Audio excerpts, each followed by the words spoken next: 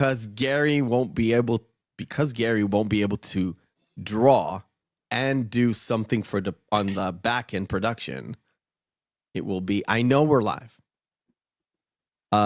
Because Gerry won't be able to multitask, then I will send it to Martin and he will do stuff on the back end. I don't want to say what, but it will make Gerry very happy. Especially when I'm on the show. So lonely inside real.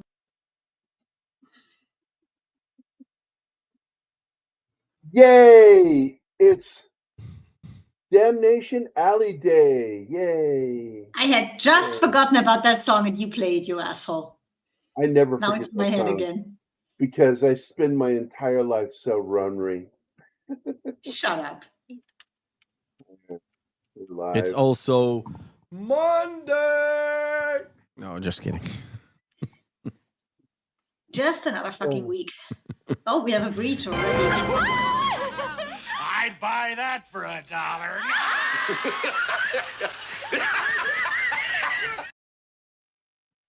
That's the guy, the store owner laughing there. That's John Osteen. I will also buy it for $1, especially those two women on the sides. Yeah. Well, speaking of the devil, so we were talking about for the show, and I shared the link in the chat. I don't know if you saw it. I don't know if I deleted it already. Nope, I still have it. It's an article over on MSN, and the weather thing, the bottom left corner of the tray with Windows 11 is nothing more than promotion for Microsoft products. So if you accidentally mouse over it, it pops up, and I fucking hate it. You can't turn it off. Or I've yet to find a way to turn it off. And there was an article this morning that popped up in my feed. Forgotten 90s TV series to watch if you like Kevin Bacon's The Bondsman. Well, I just happen to like it. And the first thing I said was, well, The Bondsman is sort of the predecessor to 1996's TV series, I forget the name, Brimstone. And Brimstone was then kind of revamped or retooled to kind of feel like the fun of Buffy, the Vampire Slayer, into a show called Reaper, which got 2 seasons before getting canceled. And it was on the precursor to CW. And it flopped the second season, and it's really sad because it couldn't get a time slot. And that's the killer to shows that are done through Warner and other studios. They're not like on any network. What's that called? I forget the name. I woke up, man, in like with just minutes to get here. I actually woke up when the alarm went off and turned it off, but I still wasn't completely awake. So I dreamt that I was awake after I turned my alarm off. And then I woke up at like 9:40 going, oh shit. Don't feel bad. I'm still recovering from the there you are, Joe. Reunion. Hi, Joe. Hi. Joe. Hi. I'm still recovering from the Cowboys reunion this weekend. Hi. Oh my God. A bunch of old bartenders getting together is not good for those who can't handle hangovers. Took me 2 days to recover from Friday night. Good Lord. How much is it, Bill? And if you can, send me the link to that. I'd like to check that out. I'd love to have a 3D printed or any model kit of the Landmaster. It's just a cool vehicle. And that fucker worked. It was functioning.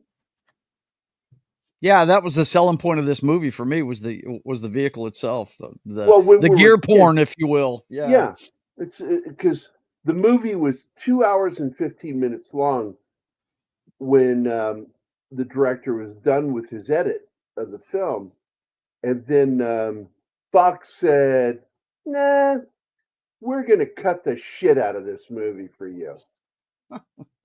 and really did. It's this movie once again is one of those early films that suffered to studio interference. So I'm going to go ahead and read you guys some stuff that I posted over on Pop Culture Minefield group on Facebook. Pop Culture Minefield group on Facebook. You look it up and it'll take you right there. I can also share the group with you here in the chat. So copy, and then I will paste it into the chat. Mike is here in the chat. Good morning. Morning, Mike.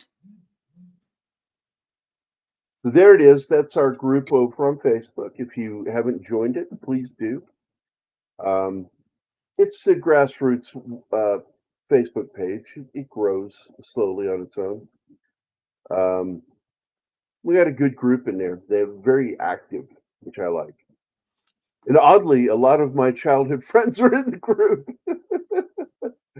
They like reading stuff, seeing what I'm up to, and I'm like, I really don't post that much in there, under my name. I find because on my personal Facebook page, I get a lot of movie fan updates on stuff, and I share that because I've got a great feed on Facebook. I can't say the same thing for Twitter. Hi, Penny. Hi, Snort. Hello. And of course, our good friend Bill Barkley's been chatting with us. Can't send a link here. Someone else can check that out. However, he says this previously. They are giving prices. Oh, depending on the size. Yeah, are we talking about the Landmaster or prostitution? I hope so.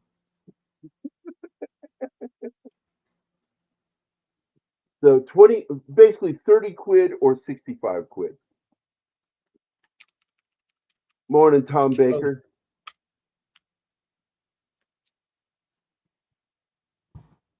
You would excuse me if I'm a little bit quiet. I'm trying to do some stuff. Well, that's okay. I'm going to read right now. I wanted to ask you something. Okay. I wanted to ask you something. I'm going to press play something here. I just want to make sure my board doesn't send the audio to you. Okay? So I'm going to press play, and I hope you don't hear it. Oh, my God. I'm just Did you kidding. hear it? No, you heard. You heard. Nothing. Sure thing, Adam Sandler. Still, no problem. So I'm going to read what I posted. So first, Damnation Alley is based on the book Damnation Alley by Roger Zelazny. This is somebody I used to read. He's a Nebula Award-winning science fiction writer from when I was a kid, and he wrote this post-apocalyptic story.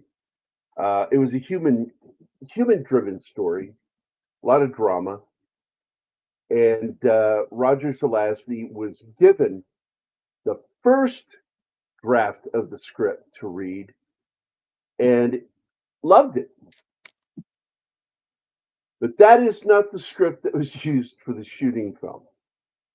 And I think that if he had seen the actual film that Jack Smight, who was the director, had turned in, which was a 2-hour and let me double check on this. 2.5 hour movie, 2.5 hour movie. That was cut down by the studio to about 90 minutes. And 1 hour and a half. And it was basically gutted. And I shared in a private chat with everybody what was said by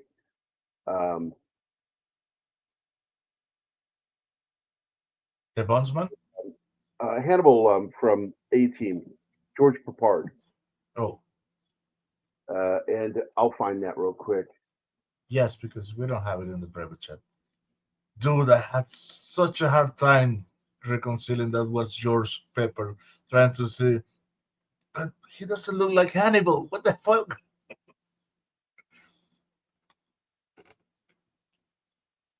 Oh man, and Jackie Earl Haley. Oh, that was a change. Oh, yeah. This was around right after, Bad News Bears, and right before he was in Breaking Away. Hey, that's Hey, John.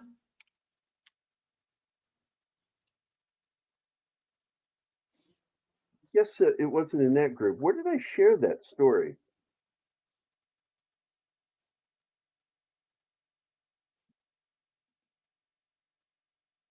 Nobody remembers. Okay, great. What are you looking Awesome. for? That quote from George Peppard that I shared with you guys. I don't have any recollection of that. I don't either. Now, Tom, I love it when a plan comes together.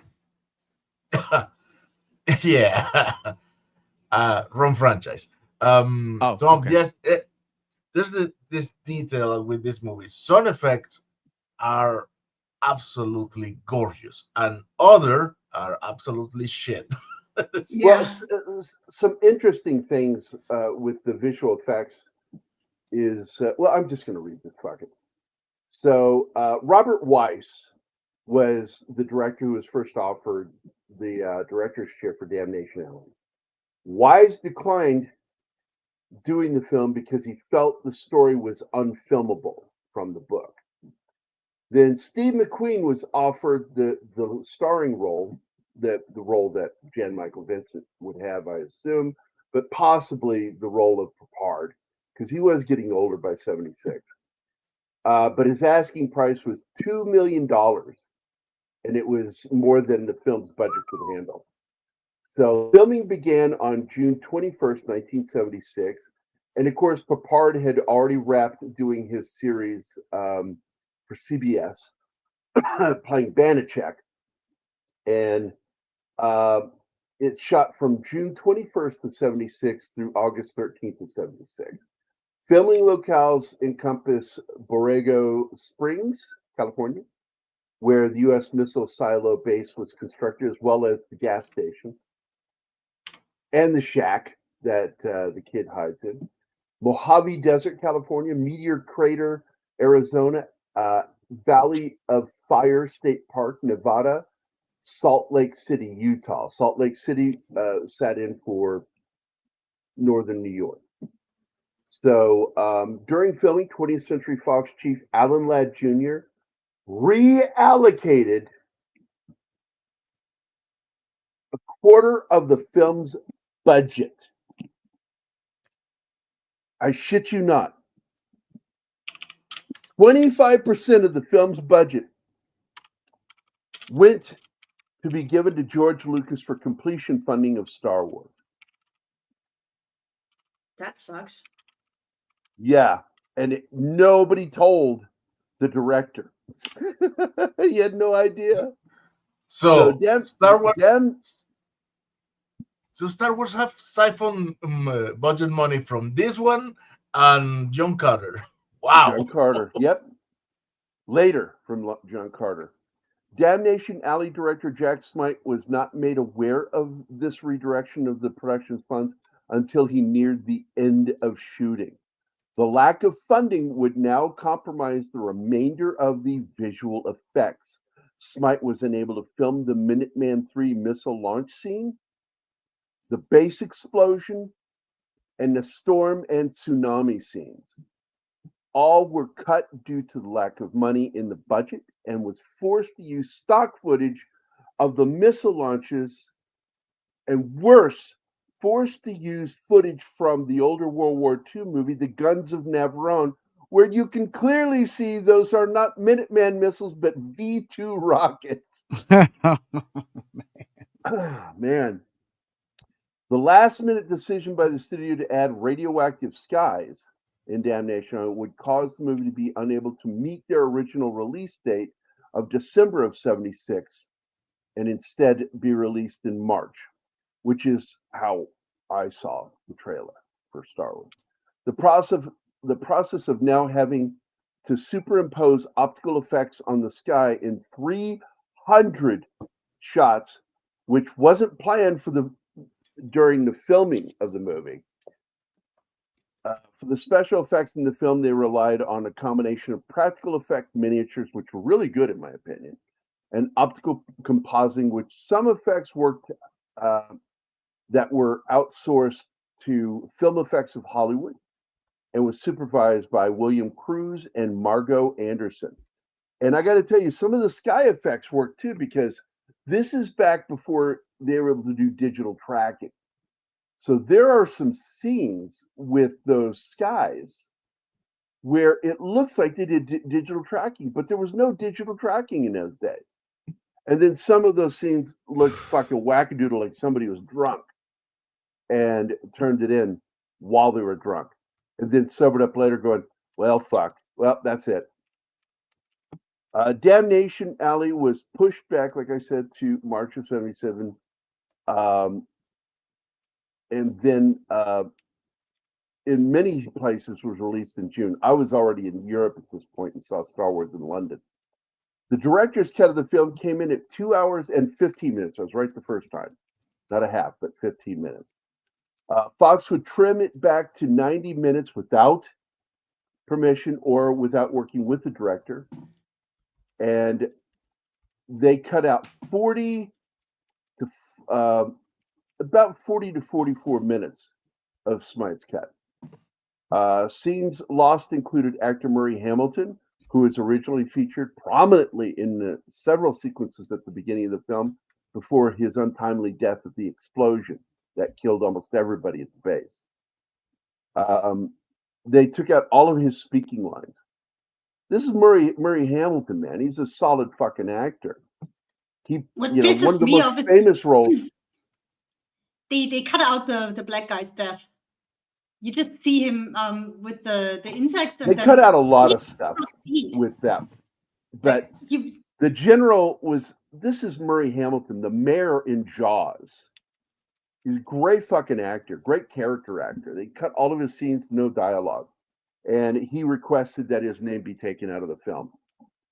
So you can see him, but you don't hear him in the film. Hey, boss. Also cut from the film was a triangle subplot, which you can kind of see in the film that clearly they were trying to have it in there, between Tanner and Denton's and their attraction to Janice, played by Dominique Sanda, a Parisian actress. Yeah, I'm done now for a second. Martin. I was about to say that Pope has this message for you. I'm not looking at the screen, so I have no clue. I don't mean to laugh so- at you, Pope, but that's good news to Gerry. He got fired, Gerry.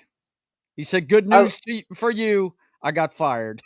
$10 says that he was so happy he got the job, he accidentally got drunk before going to work. Right. Martin, I know I'm not allowed to write in private chat, so What? you've got a DM on Private X. chat. You Yeah, can if I write something, Gerry will disown me like a bad. I don't. I seed. just accidentally sometimes read No, it, you won't. thinking it's a name. That's exactly I'm why never I'm not disowning writing you it. with this, You don't want me to write. That I is why sent I you a prefer DM. comments. I prefer comment with two hyphens, so he knows that's not to be read aloud. So Tanner and Denton, of course, is George Peppard, and I forget the kid's name from Airwolf. Jan Michael Vincent. Jan Michael Vincent. Yeah, the two of them were kind of in conflict over the attentions of Janice. The name of the film was altered a few times during production because Fox was nervous about Damnation being in the title. Salvation Road and Survival Run but eventually they got dropped back to Damnation Alley, which was the title of the book. Fox focused more on the Landmaster in their edit and and visual effects once Star Wars became a smash hit in May. The Landmaster cost $350,000 in 1977 money. That's well over $1 million in today's money. They only built one, by the way. Jan-Michael Vincent performed most of his own motorcycle stunts in the movie. I think there are 2 stunts in the film that he didn't do. Damnation Alley, both of them involved ramps, because that was a dangerous thing to do, to drive up onto the ramp into the back of the vehicle. Damnation Alley earned a meager $8.72 million at the U.S. box office against its budget of $7.2 million. It was actually closer to $8 million after the edits were done, making it a dud at the box office, sadly. And Fox is expecting it to be the hit movie. They did not expect Star Wars to explode the way it did. They thought it was going to be it, which is why they gave all the toy rights, merchandising rights, to George Lucas. As an additional note, the Landmaster vehicle made by Dean Jeffries at Jeffries Automotive would appear later in the 1994 movie Apex. You can look that one up, and it's one of those B movies. It would then sit for years in the front of the garage of master movie vehicle maker Gene Winfield, a friend of Gerry Willoughby's and mine, until his passing just a few months ago. Gene Winfield, of course, best known for building all the vehicles for Blade Runner. He sold the vehicle last year to a private collector for a very hefty sum, which paid for some of his medical bills as he was getting sickly in the latter part of his life. And I'm going to tell you something. I miss Gene Winfield. Gerry was very close with Gene, and when he passed away, that broke Gerry. And Gerry, by the way, Gerry Willoughby is the oldest Blade Runner fan in the world. He's like 75 this year. I'm telling you, man. They say, you're so sickly. You need money. Send the Landmaster. No, that is my coffin. Yeah, I want to be buried in it.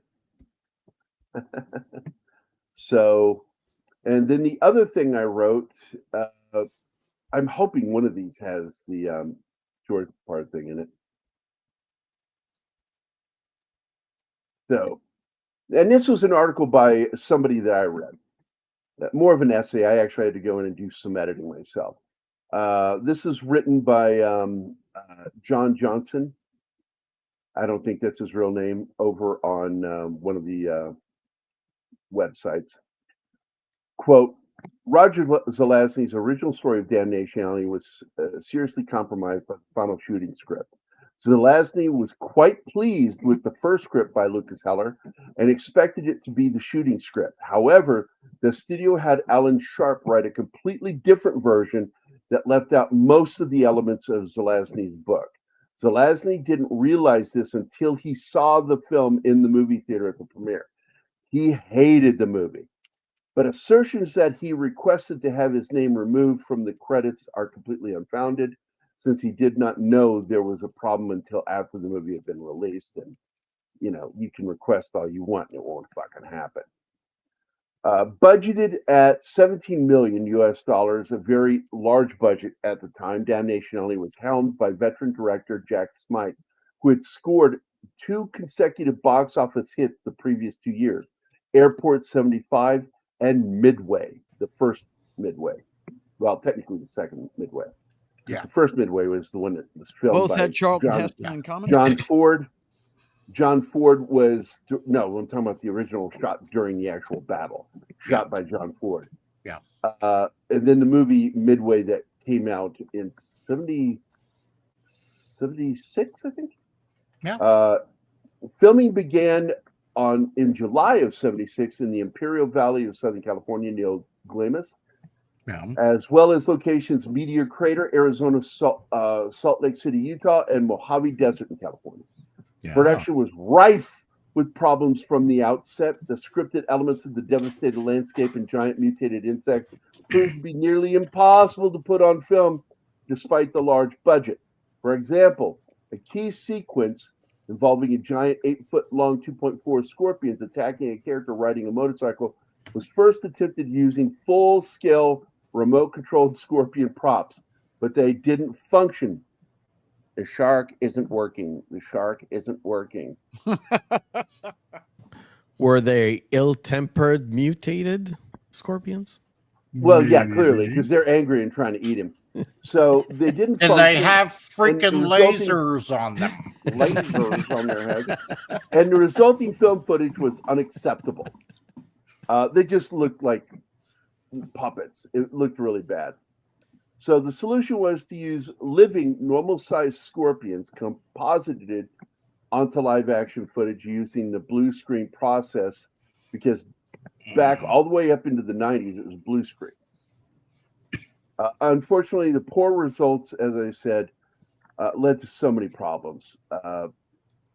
And another action sequence was with the giant armored plated cockroaches. Used a combination of live Madagascar hissing cockroaches for close-ups and a large number of rubber cockroaches for all the wide shots, including like clumped together and pulled by fish wire. Wow. Before you said roaches, sounded like big rubber. Never mind. Yes, prophylactics. Mm. So they would pull them with fishing line and thin piano wire, and it was pretty much invisible. But what wasn't invisible is occasionally those mats of bugs would get yanked and they'd come off the ground slightly, and it's in the film. You can actually see it. Okay, I stopped it because there you have him for like 5 seconds in the movie. Oh, Yeah. there he is. Yeah, Murray Hamilton was done dirty. So the centerpiece of the film, of course, is the 12-wheeled, 7-ton Landmaster. Performed better than expected and appeared very convincing on film as a military vehicle. The Landmaster was so convincing, in fact, that Fox demanded that more shots of the Landmaster appear in the movie to make up for the shortcomings with the really bad visual effects. As filming was nearing completion, the decision was made by executives to add radioactive skies in post-production to add the visual excitement of a post-apocalyptic world in the film. So all the films were normal skies in the movie until after. It was done during the latter part. And this was a frustration for the director. Because of this last-minute decision, Damnation Alley was a post-production and inordinate amount of time, 10 fucking months, due to difficult process of superimposing optical effects on the sky in 80% of the shots to simulate like 300 shots. I said before, 300 shots had to be altered to simulate the after effects of nuclear war. Actually, what it really was doing was showing that the Earth was off its axis, and it was supposed to look like the aurora borealis on the sky, just constantly moving because the magnetic poles had been shifted by the atomic explosions. And it becomes part of the plot too during the discussion, because the kid asks like, "What's up with the skies?" and it's in the script. He says, "Well, it's an effect. We don't know what it is from the poles being shifted." Well, what would shift it back? Would more explosions do it? He goes, "Well, it might do it on its own because the Earth does that. Because the Earth does whatever it's going to fucking do." Let's see. It was during this post-production period that 20th Century Fox released their other science fiction film, Star Wars. The studio had planned to release only 2 science fiction films in 1977. They intended Damnation Alley to be the blockbuster. The other film, like I said, Star Wars. Star Wars became a massive hit and forced Fox to readdress Damnation Alley. In a panic, the release date was delayed again further while Fox went in to re-edit the entire film. Directional control was wrestled from Smight, and large sections of the film were edited out of the studio or out by the studio, including several key scenes critical to the storyline. The film was finally released in October 21st, 1977. The network premiere on NBC television in '83 featured alternate additional scenes, notably footage of Murray Hamilton and George Peppard, as well as additional scenes with Dominique Sanda and George Peppard. And this article again written by John Johnson. And George Peppard also had something interesting. Let me go to IMDb. It might have been there that I saw that, because I found it to be a fantastic comment. And it was said a few years after the movie. And he defended the director, Jack Smight. And by the way, there are only 19 actors in the film. You had Jan-Michael Vincent as Tanner, George Peppard as Denton, Dominique Sanda as Janice, Paul Winfield as Keegan, one of my favorite characters. And guess what? They killed the black guy in the film. No. No. Yeah, I'm spoiling for you. This is an early film for a young Jackie Earl Haley, who would go on later to play the reboot of Freddy Krueger and my favorite, Rorschach, in the Watchmen live-action film. Kip Niven is in it, and Robert Donner, who is great in westerns, would later play the part of the human who was aware that Robin Williams was an alien in Mort for Mort. Mm. He was a religious monk leader on the show. Mark L. Taylor, who was just big in the 70s and going into the 80s. You'd see him in everything. Murray Hamilton is General Landers, uncredited because, as I said, he demanded his name be taken out when his scenes were cut down. And that was pretty much it. You had a Playboy centerfold that's mentioned in the credits, but she's actually not in the film. She's in a photo in the film. So she gets a credit for some reason, I guess. It's uncredited in the film, but it's on IMDb. So, go figure. Let's see if I can find this comment. It's usually, I think, in trivia. We go to trivia. Here we go. The infamous armored-plated killer cockroaches are, in fact, Madagascar hissing cockroaches. And what it is the first thing that they notice when they drive into this town, and by the way, there comes a point in this film where in the writing, I thought it was kind of goofy that at some point they need to get punchy whenever they arrive someplace looking for gas or whatever. Right. You know, it's like, because after they get attacked the first time by these cockroaches, I'd be fucking punchy at every stop, realizing there are giant fucking scorpions out there. And maybe some cannibalistic fucking humans. You don't know. They should be armed to the teeth whenever they get out of those vehicles. So anyway, it becomes a road film, really, in many ways. Yep. And oddly, it's not really a good buddy film either. So let me get back to this, see if I can find this comment. Hated the film. Here we go. An interview in Starburst magazine. Anybody who grew up when I grew up knows Starburst magazine. In 1979, George Peppard said, and this is about a film that was from 2 years earlier. In retrospect, after the film was severely edited and cut short, he said, quote, "I thought we had a very good film. Jack Smight directed it. At that point, I think it cost about $6.5 million. They went and pushed it up to $8 million with technically changing the color of the skies and editing. They totally re-edited the movie. The executives at 20th Century Fox did this. And the film, as you will see it, if you choose to see it, is no longer the film that Jack created. Unfortunate, because he did a wonderful job.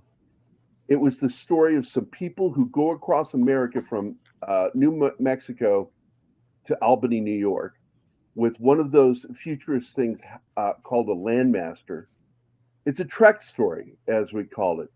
The only humanity is what happens between the people, the relationships, the sexuality, the attempted murders, and so forth. And sexuality refers to the fight between the two characters over the girl.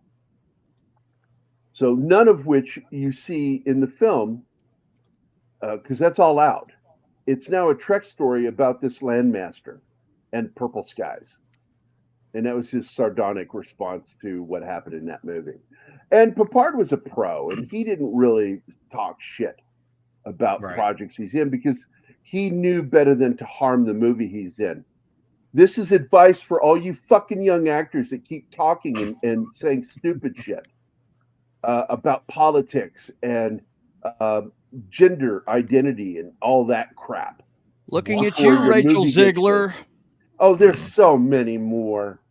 I mean, you've got Alan Richardson, who just really potentially did a lot of damage to that movie he did with Henry Cavill by going after Trump. She's the poster child right now, though, Gerry. I mean, come on. Oh, of course. But they all need to shut their fucking mouths.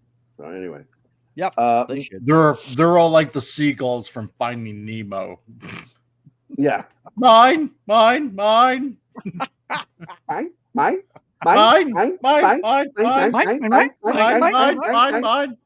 Yeah.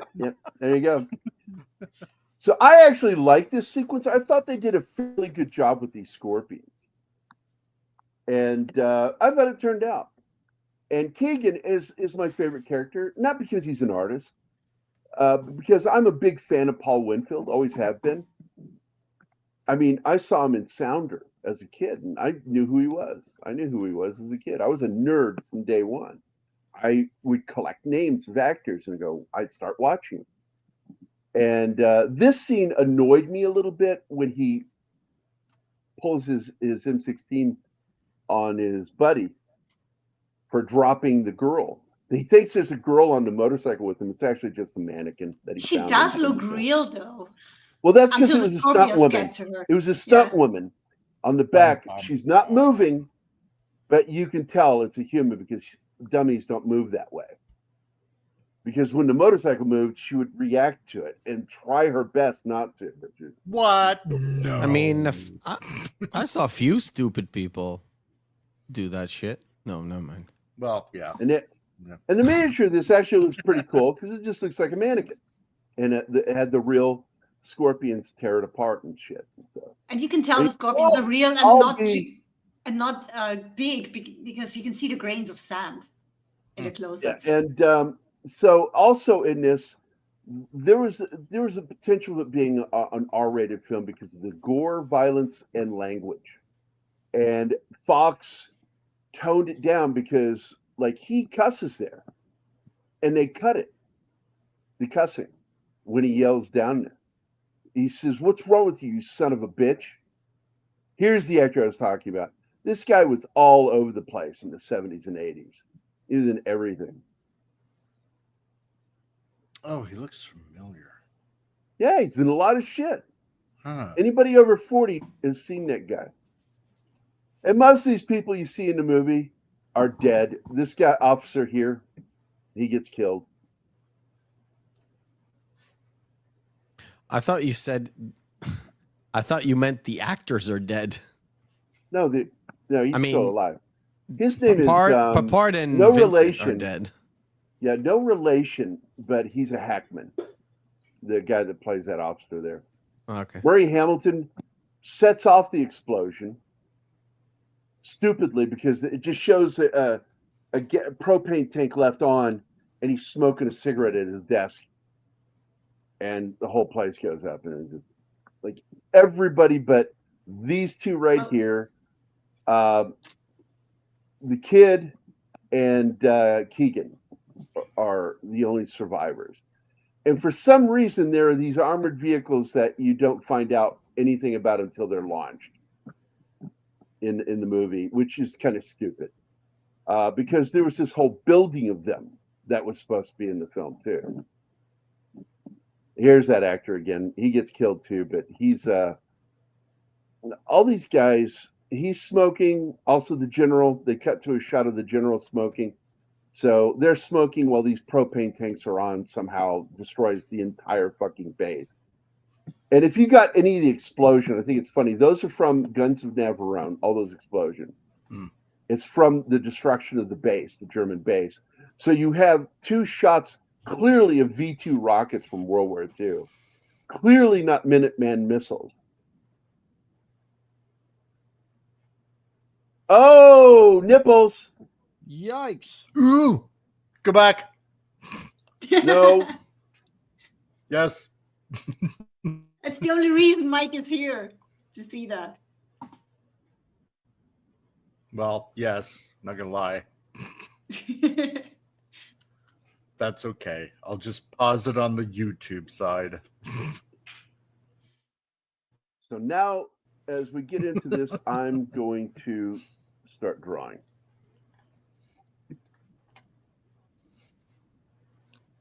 I'm correcting something. I This forgot looks like to the put hallway his from the bicep thing. on his arm. I knew something was bugging me about this. He's got a forearm that comes out from his shoulder. Not good. There it is. Here we go. This is all from the movie for Guns of Navarone.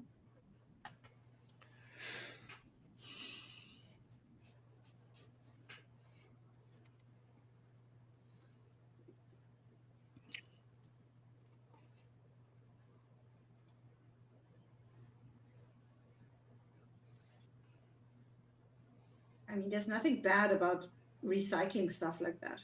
Why would you shoot it a second time if you already have it? Well, because it's the wrong rockets by Yeah, 40 aside from years. that.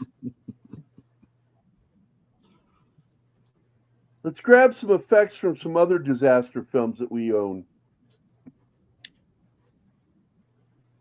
Also, to save a little bit of money, there's a lot of the towny scenes that look like they're inside of a city that were shot in at the 20th Century Fox Ranch, and and you can always spot studio streets, like buildings, and the streets themselves give it away. The curbs are too tall, and what's the other thing that I've mentioned to you? Oh, the buildings at angles. Buildings are all at angles. The streets are at angles because they do weird turns. It's to give you the false vision of a street continue on when it doesn't. It ends right around that corner. This was the single thing in the film that works is the Landmaster, and it is a super badass fucking vehicle. We don't even get to see the fucking weapons on it get used except for the rockets. I think everybody wanted to see them go up against like a whole village of people and have to wipe them out with all those machine guns and shit that's on it. Yeah. They used the Fox. Now, oddly, 20th Century Fox also paid to use Warner Brothers Studios. Like when they were producing Batman, the TV series back in '66. That scene where they Gotham City Hall, that's actually on the Warner backlot. Which, from what I understand, a lot of that's being torn up and being removed this year. Yeah, I saw a story where they're getting rid of a famous Acme building from the Looney Tunes days. Yeah, just a lot of stuff being destroyed over there. No. Yeah, Fox, Blue Thunder, yeah.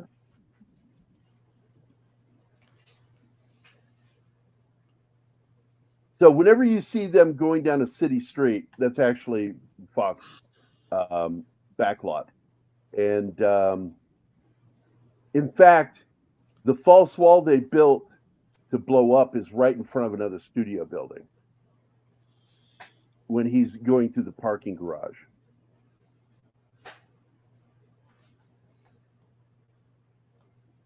And whenever they film on the backlot at the studio, they save tons of money. Now, this shot here where they're leaving the base and it pulls to the right and you see another vehicle, I don't know how they pulled that off. That other vehicle that's driving up in front of them that looks like another Landmaster is not another Landmaster. It's dressed up truck with a trailer. I don't know what they did, but it's off in the distance, looking like a Landmaster because it's not an optical effect. They only built the one vehicle. This is some really terrible blue screen shit that was done. Oh yeah. In These fact, there's a effects were- shot. There's a shot of him pulling down the flag to the base, and they have a superimposed front end of the Landmaster that's all turquoise green looking. And it doesn't match the shot color-wise. Doesn't match the color of the sand or the hills in the background. It matches the color of the sky, which is stupid. And it looks so fucking fake, like somebody just pasted it there.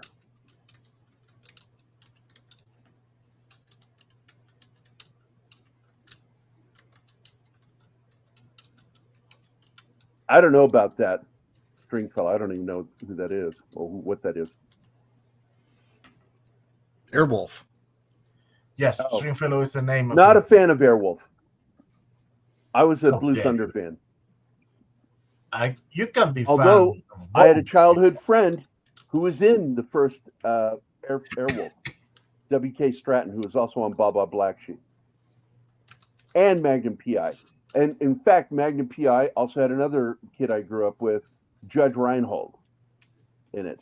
So you had two guys from Fredericksburg, James Monroe High School, in the first Magnum P.I. two-parter. Yeah, some of the effects done in the film last minute were just bad, dude. Terrible. They had no you can money. tell they were running out of money. Yeah. Well, they lost $8 million fucking dollars. They lost half their fucking budget by the end. Star Wars fucked them They over. said a quarter, but they lost $8 million that went to Star Wars. And the movie even starts with a fucking ad for that movie. Yeah, which I Oh, love yeah. that original trailer because they hadn't scored the movie yet when that trailer came out. Oh, it's great. I loved it. Yeah, but not only did they lose money to them, they also advertised. So it's kind of fucked up.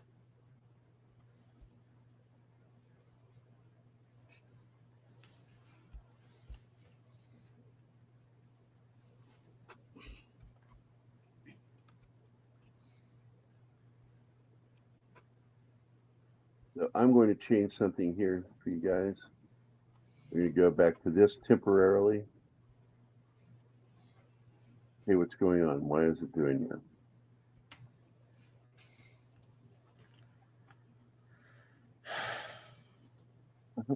It's not letting me change it, Martin.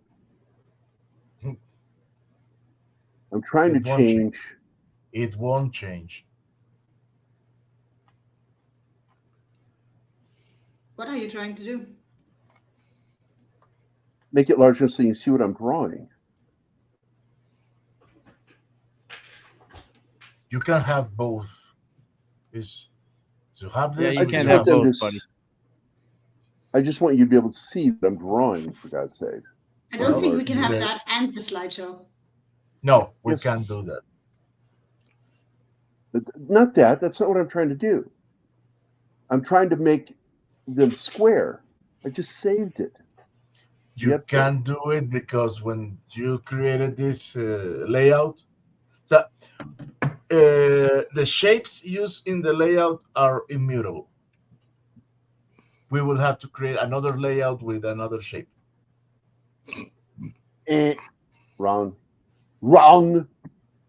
Okay. You try. can edit this one. Yes, I did. I just went into it.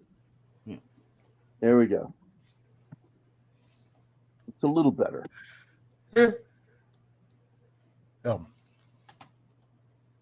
Shut up, Mike. Okay.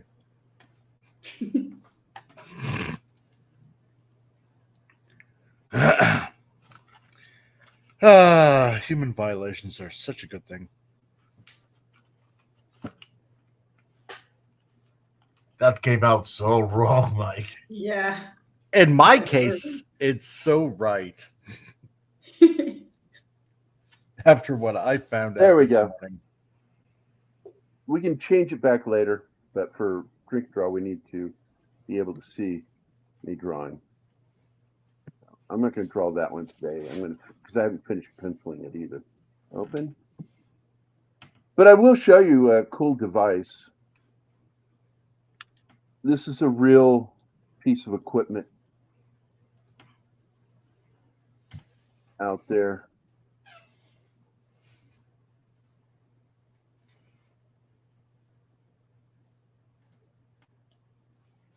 Six. And here it is. Open. If you guys look at my screen or my window here, I'll zoom in. Yes.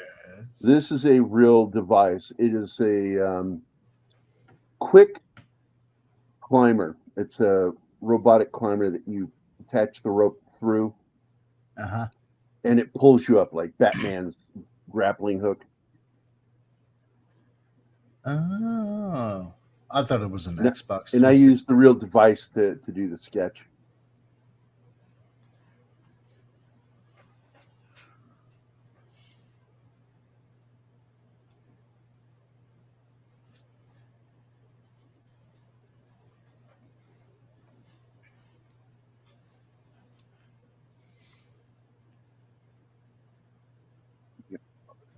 There he is, going out for pizza.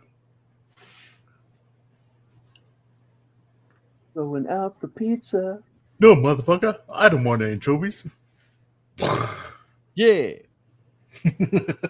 Now, when this haboob hits them, I got to be honest with you, to hunker down and anchor your vehicle is absolutely the way to go. It's just something bad happens because of the location, I guess. Right. And it ends up getting Kip's character killed. And damn near killing Keegan, too. Boss, Yeah. don't you want to turn off the lettering on the page? So Yeah, well, I need to anyway because I'm drawing and that gets in my way while I'm doing it. But yeah, this is actually the final page of the book. I'll take that off of the tombstone too.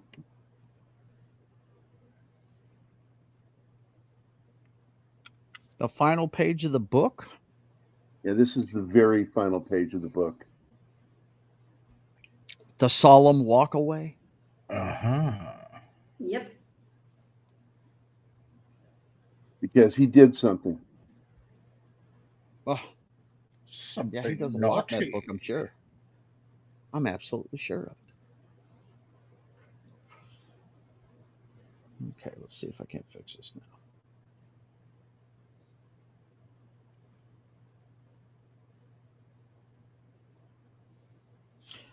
Wait a minute. Turn on the sketch. My tablet close to me. It's my neck. You reach that far. Mm-hmm. Okay.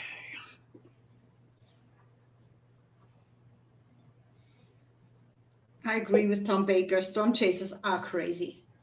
They are They nuts. find out interesting things. So it's important what they do. well, yes, they may seem a little reckless, but that is always a calculated risk. They are not like in the Twister movies. Take out that image of your mind. I would Yeah, be.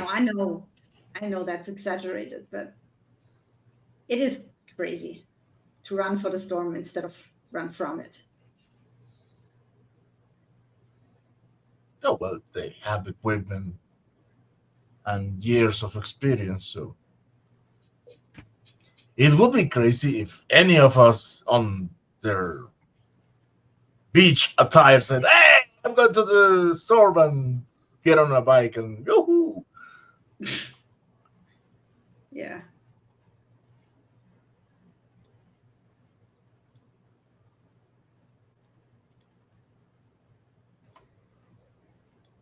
You see, like the guy that Joe is drawing, he's seeing the storm coming.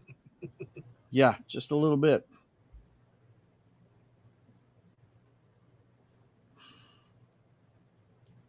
Did Peppard have a fake mustache? I don't know. He He sure colored had a it fake for Southern sure. accent.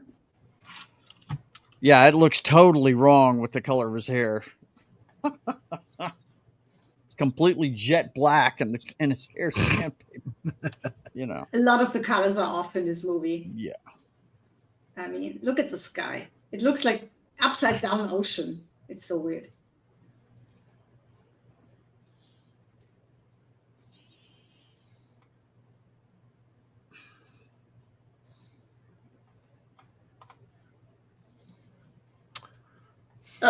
I like this answer. Can you bend it? You mean forwards or backwards? I meant sideways, damn it. And that's why he looks at him like that. Good. Motherfucker, are you stupid or what?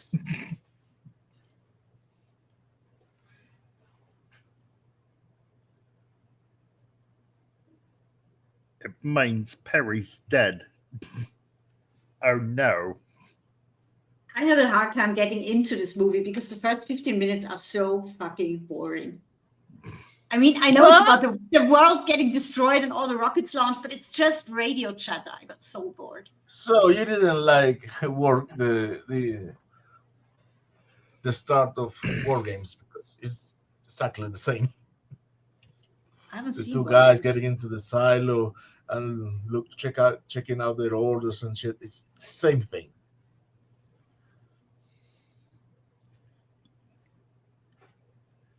Yeah, that mustache is fake as fuck. Yeah. Come on now. No. He could have colored it. Given the benefit of the doubt. He groomed it. No, that thing is glued to his face. Oh man. Oh look, they're going to see the circus. You never know. Maybe he was unable to grow a decent mustache. Men, we're in Vegas. Yeah.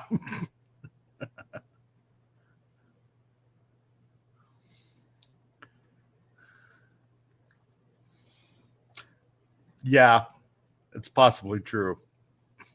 Imagine Arnie screaming, "The cockroach eats people!" Yeah. Yeah, eating the people. No! Get to the land, master! Yeah. Hurry, get in the landmaster. You guys are nuts. Step on the gas, go.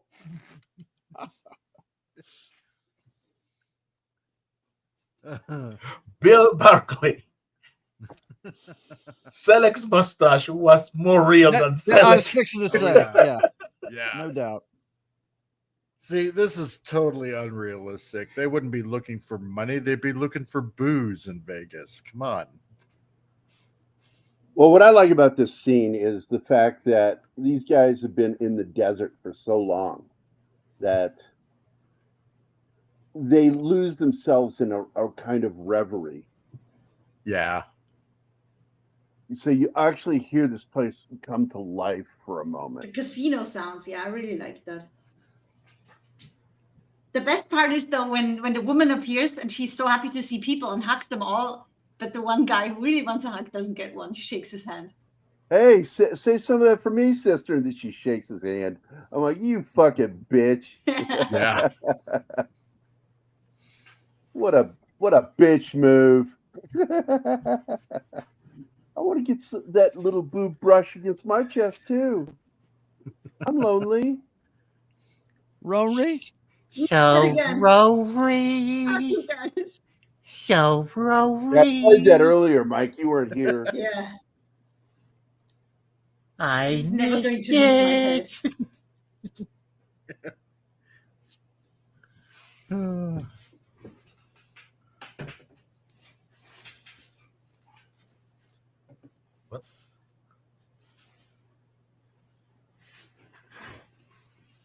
Hello, Spec.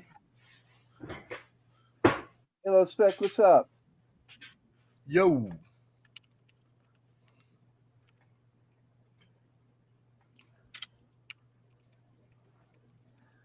The Penguin Master is in the house. He's been playing Mysteries of the Sith. I didn't even know there was a game called that. Oh yeah. What? After Which one? Low Spec Mysteries has of been the playing Mysteries of the Sith. yeah. Apparently it's Oh, with yeah. Mara Jade in it or something. Yeah. And yeah, he's been playing the hell out of it at night. Yep. After That, Dark that Forces and his 2. Japanese metal show on Saturdays. What's up?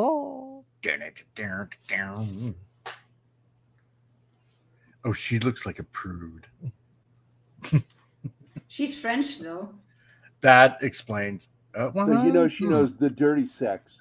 Right. Yeah. As my grandpa would call it, that French gutter sex. Yeah. Prude on the outside, Tell me demon more, in the sack Grandpa. on the inside. What did you do in World War One? Slept with a few of those French whores. To survive, I dressed like a French prostitute and gave blowjobs for like $1. That way I could buy my company the booze that they needed to make everything nice and antiseptic for the wounds that they had. Welcome to You know, Mike's from Dirty Mind. venereal diseases. Yes. Yes. And after that was done, merriment abound.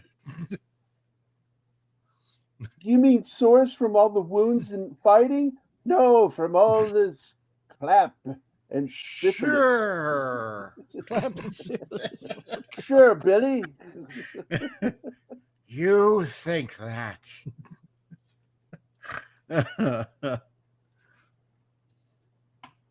Oh, man.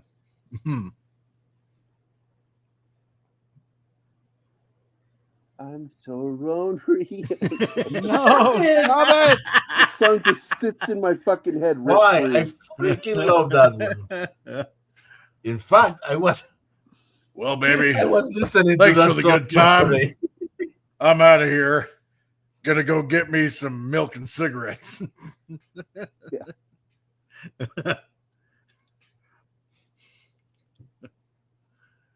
So now that we got that out of the way, back to the road trip after a brief pit stop.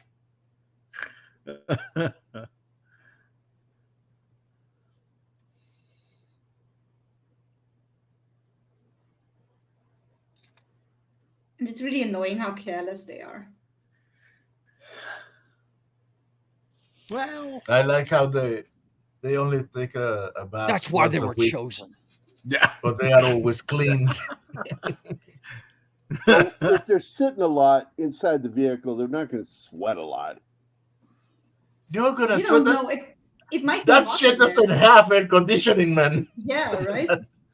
Mistakes Good enough. or just adventurous? Come on. They are in a tin can in the desert. Yeah. They have to be Right. sweating. But the good thing is, after a while, you don't smell it anymore. They become Because- Fact, nose man. blind. Is that it? Yeah. Yeah, you're Yeah, that happens, but damn. Everything smells the same.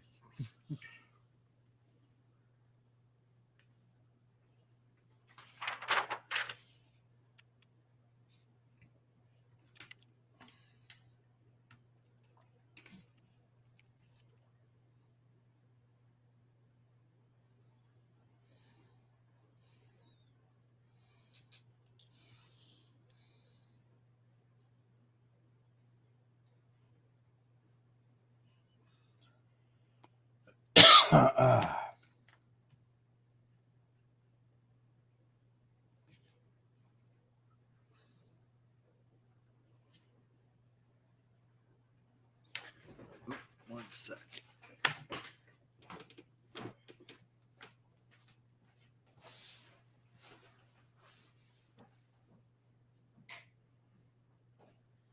So Rory.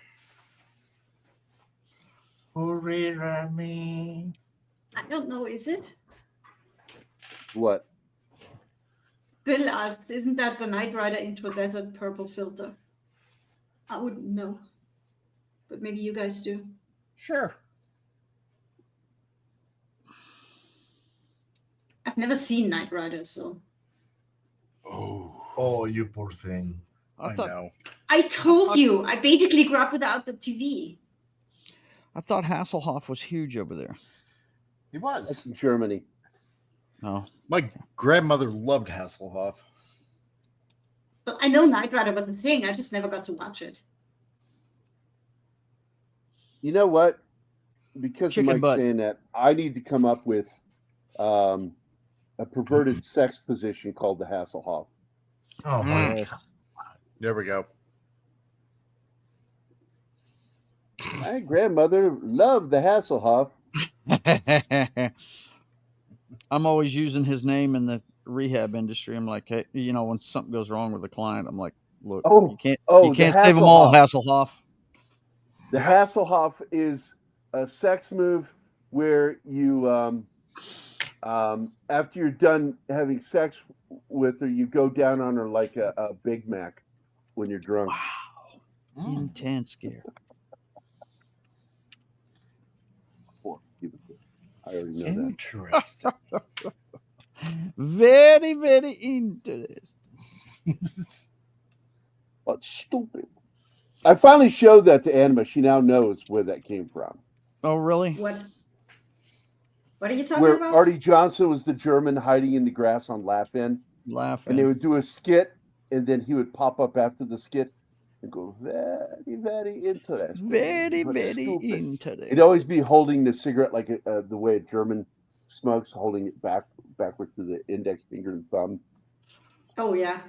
And Peter Sellers, I showed you all that stuff, so you know where that came from.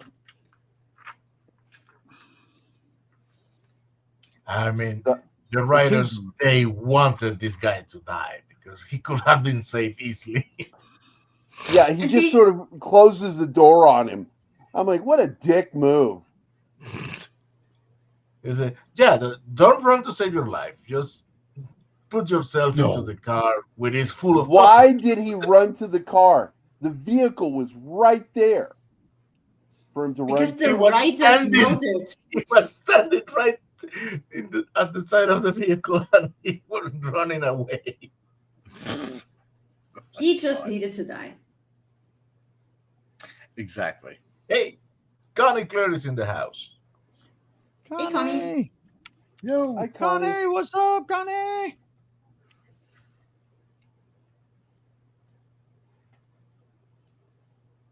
It's pretty nasty when the cockroaches start eating him. Yeah, when it's like it got his skin and it won't let go. Because they allude to the fact that these things eat rubber, too. All the rubber is gone from inside the chair, the naga hide, all of that shit. And the rubber on the gas hose, gone. The tires are gone. These things eat everything.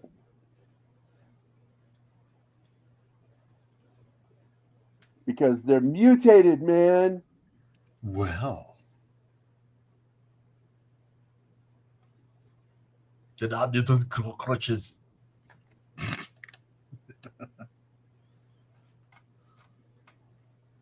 I mean, cockroaches are hard to kill even when they're not mutated. But this version. I know. A lot of people don't catch that he stomps it, and then when he lifts his foot, it's still alive. Well, that happens with And normal cockroaches too. And he says, "Oh, armor-plated cockroaches." Yeah. This won't be a problem later. No, not at all. Hey, Keith. Hi, Keith. Can yo. you get in? Join us, Keith. Join us. Join us. It's not a pod. no. Everything's completely normal One here. of us. One of us.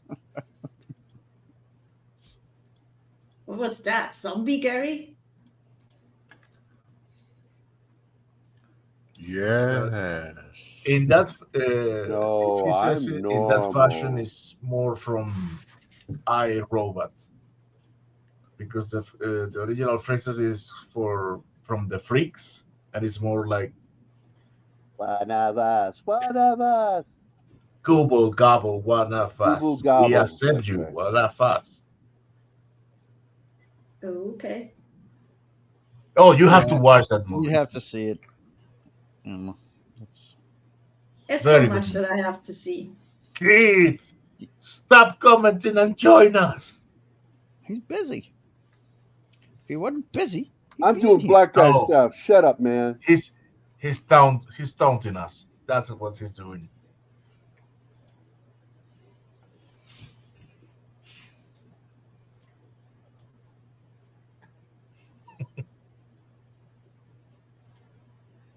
I think he enjoys that. Oh, he's busy. He's helping his dad. Oh, that excuse.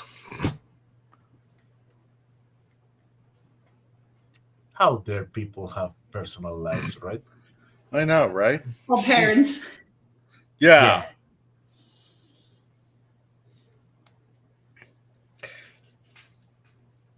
So I found out what happened on Friday was actually a human rights violation. Oh. So, yes. What So what happened are you on going Friday? to do? Well, this job that I was at on Friday, I was told because my employer at the time had health concerns about me, I was let go. And so over the weekend, I was told by a couple of people, yeah, you want to get a hold of Employment Standards Alberta and talk to them about the whole thing. So, which I did right before I came on here, and they're like, "Yeah, that's a human rights violation." So, under Alberta human rights law, if an employer wrongfully dismisses you based on, an assumption of your medical conditions, then, they face financial penalties, including compensation for lost wages, severance pay, legal costs. And if I'm successful in filing this claim, it could be a little bit bad for them. So. Nice. That sounds like a HIPAA violation to me. What do you think, Gerry? It's the U.S. Yeah. In the U.S., they have probably different statutes there in Canada. Yeah. So, yeah, just waiting for them to get back to me. And What the fuck? Yeah, we will see what happens. See what Bill Barkley said, that kids are rioting in theaters showing Minecraft? Yeah, saw that yesterday. Minecraft.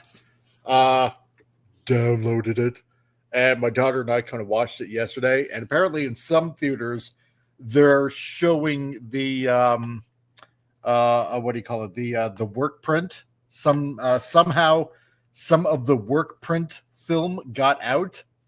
Oh no! Oh yeah. And so yeah, I managed to get a copy of the work print, and my daughter was like, "Yeah, I want to watch it. I don't care if it's the work print whatsoever. I just don't think Jack Black should have been in Explain the movie." work print to the layman. Okay, a work print is where some of the CGI is not finished. So basically, incomplete. Correct.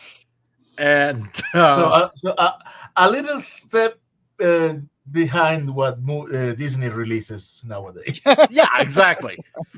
And I gotta say, I played Minecraft before with my kids and stuff like that. It is a fun game, and I think it was better before Microsoft bought it. But whatever. I digress. And we sat down and watched it, and she's like, my daughter was like, this wasn't a great movie, but it was a good movie, but not a bad movie. but why Jack Black? He's just. But so why Jack annoying. Black, huh? Yeah, but he's so annoying. It's like, and but it's watchable. You know, it's not bad. It's not bad. Yeah, right. I figured it was just a kiddies movie, but Yeah. But why are the kids rioting? That's what I want to know.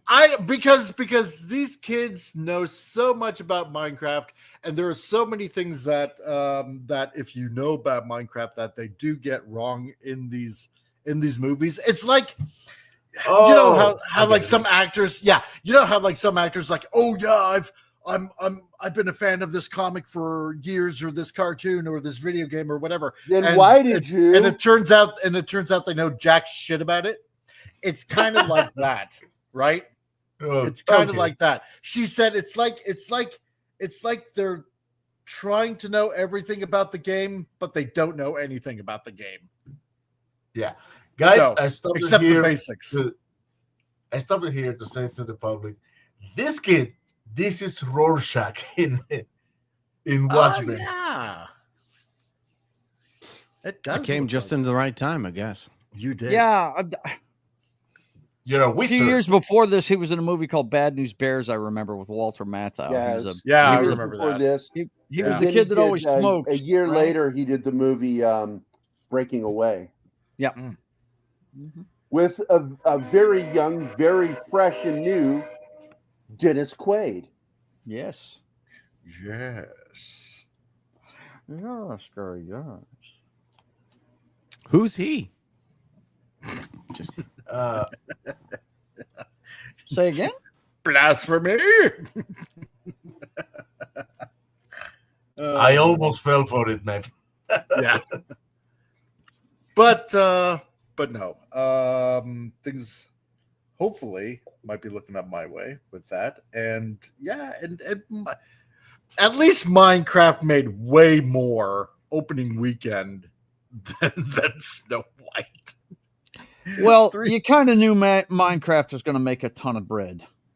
It's opening weekend for sure, because kids love that damn game. So I was unsure, right? Because I'm looking at it through adult eyes, like Jack Black, Jason Momoa dressed in like some sort of pink friggin', jacket kind of. I loved listening to Culture Casino talk about it, Mike, because he sounded totally clueless the fact that Minecraft was even a thing. I'm like, have you ever heard of a guy named PewDiePie? That's Like, how what? he got his start, was doing nothing but Minecraft on friggin' How could you YouTube. not know Minecraft was a thing? I mean, come on, man. God. Even I know Arguably the that. biggest streamer in the world started doing that. You know what I mean? I'm guessing. I don't know. I guess I don't know culture enough. He really doesn't have any kids, right?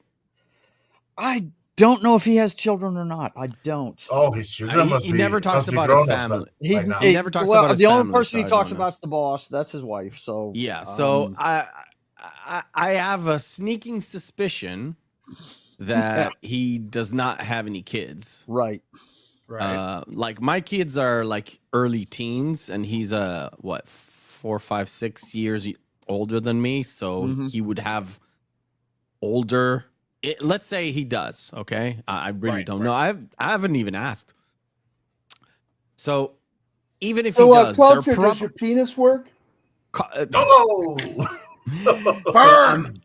I'm guessing they should be a lot older and gone through the whole PewDiePie phase, because my kids have not gone through the PewDiePie phase at all. Okay. So when my boy was like 8 years old, 7 years old, he watched a lot of Minecraft stuff, but not anymore. It's a real phase. It's probably Roblox now, huh, man? Yeah, it's Roblox. Yeah. And so if you were at that age back around 2012 or 2013, that's about 10 years ago. You might be like a young parent, like taking your kids, maybe, or just going for, a lot of people who are 25 years old are pretty much stuck at 13 sometimes. So. Yeah. I want to make a comment here real quick. I was not burning Culture Casino. I It know. was just the whole thing about asking if he has kids. So, does your dick work? I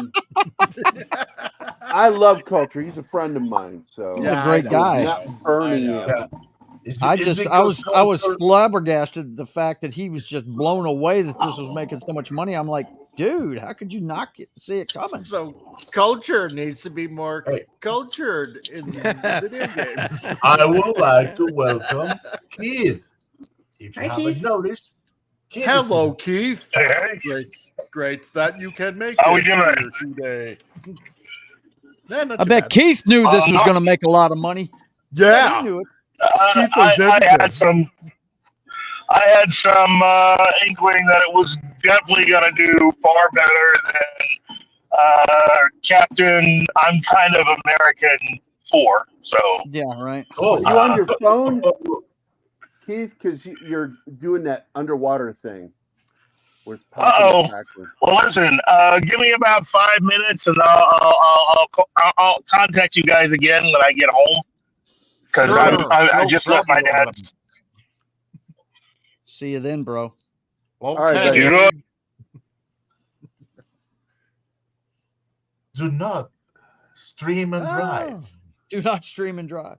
Don't do it. It's not good. Now Yeah, they're not in when the it does German that to Waffle your House. audio, because that Yeah. that gives me a headache when his audio is like that.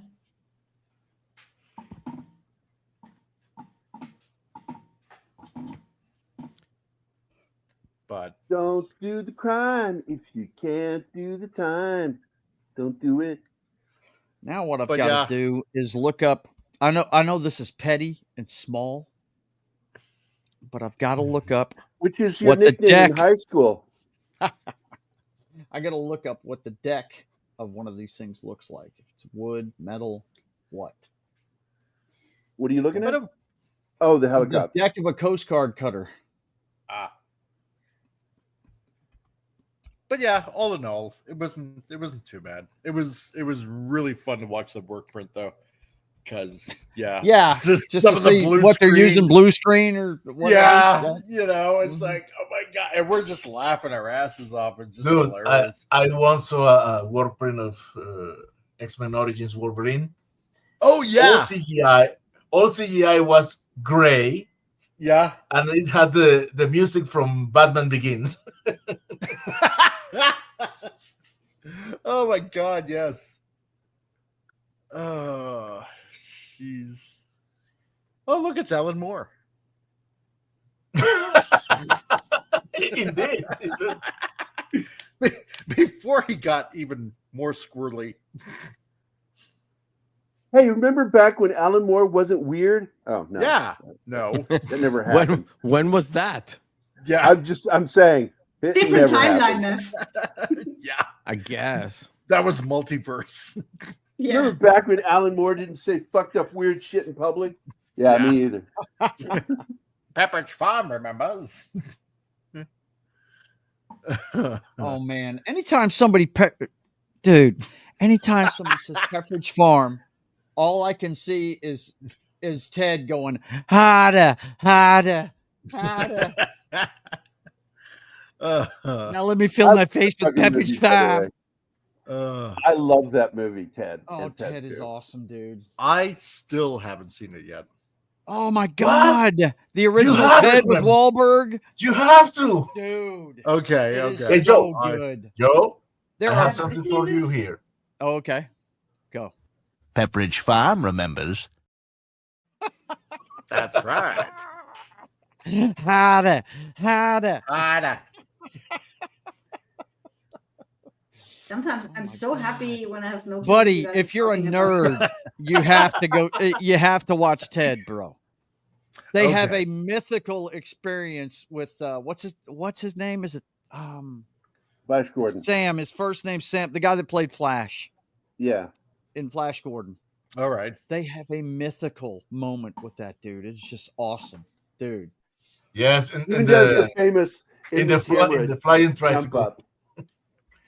He does the, And then- the jump up. He does the jump up.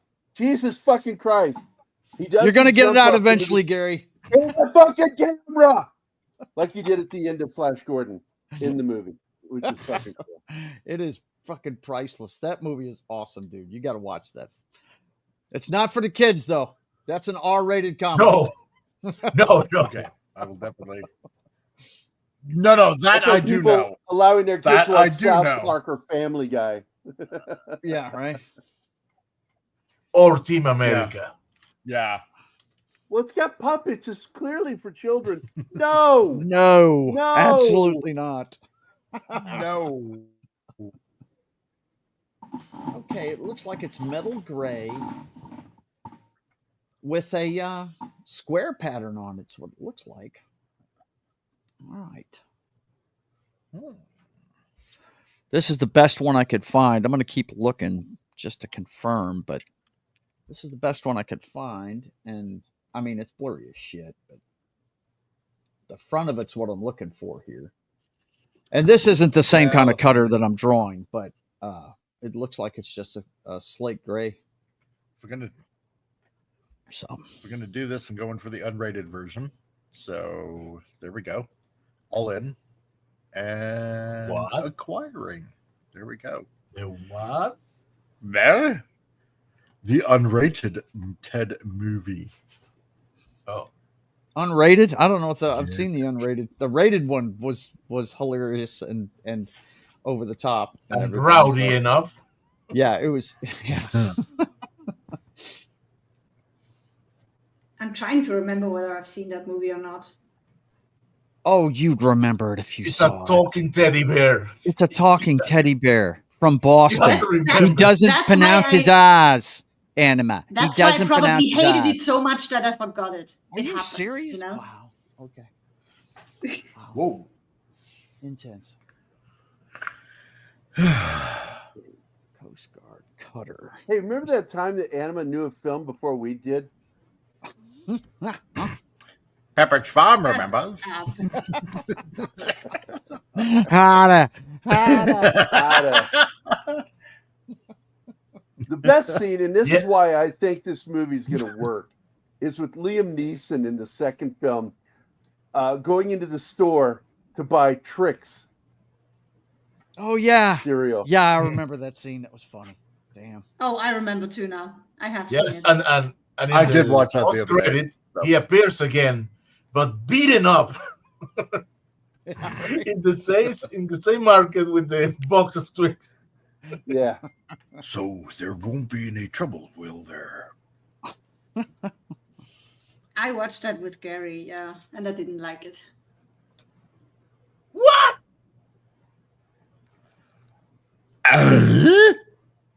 It's just too silly. I don't do silly. I don't think we watched the whole movie, honey. Well, I know I watched that scene and it was enough. So Yeah, don't ask me, guys. I still love her. I don't know how it happened. it's just not everything works with me. Well, we. So wrong, so wrong, and sadly wrong. Martin, man. did you play the clip I sent you? Did you get that thing I sent you? Get that thing? Get that thing I sent you? Shut up, Gerry. You'd love it, Gerry. The thing. What is The it? thing. I sent you a link. I can't Where? send you the clip. The link Where? is a downloadable link. Oh, it's on X. Oh, okay. I'm not watching X when I'm doing the show. What? Madre X? mia. Where do you want me to send you the link? On private chat where Gerry can click on it? No, but you can tell me. I I did. look for it. I'm sorry, I didn't hear that. Well, I'm downloading it right now. I said, wait a minute, Gerry. Oh my God, check no, the clip no. on X. No, Yes. we're not. Oh well, yeah. Yes, it's If safe. you, if you send it, it's okay. What do you mean? It's a clip from a movie. What do you mean? There's no. You violated YouTube terms of service when I was here before for a split second. So don't I didn't. lecture me about one of the greatest movies ever made. Get him. Get him, Adam Sandler. Get him. Didn't. Oh boy. Yo, Keely. You'll love it, Gerry. Wait, Martin is just trying to protect you from himself. I don't know. Wait, first I have to solve this problem. You're a producer, right? You can upload it to whatever it's called, the back end bullshittery. Wait. The thing is, I don't know if you have noticed that the slideshow is not working.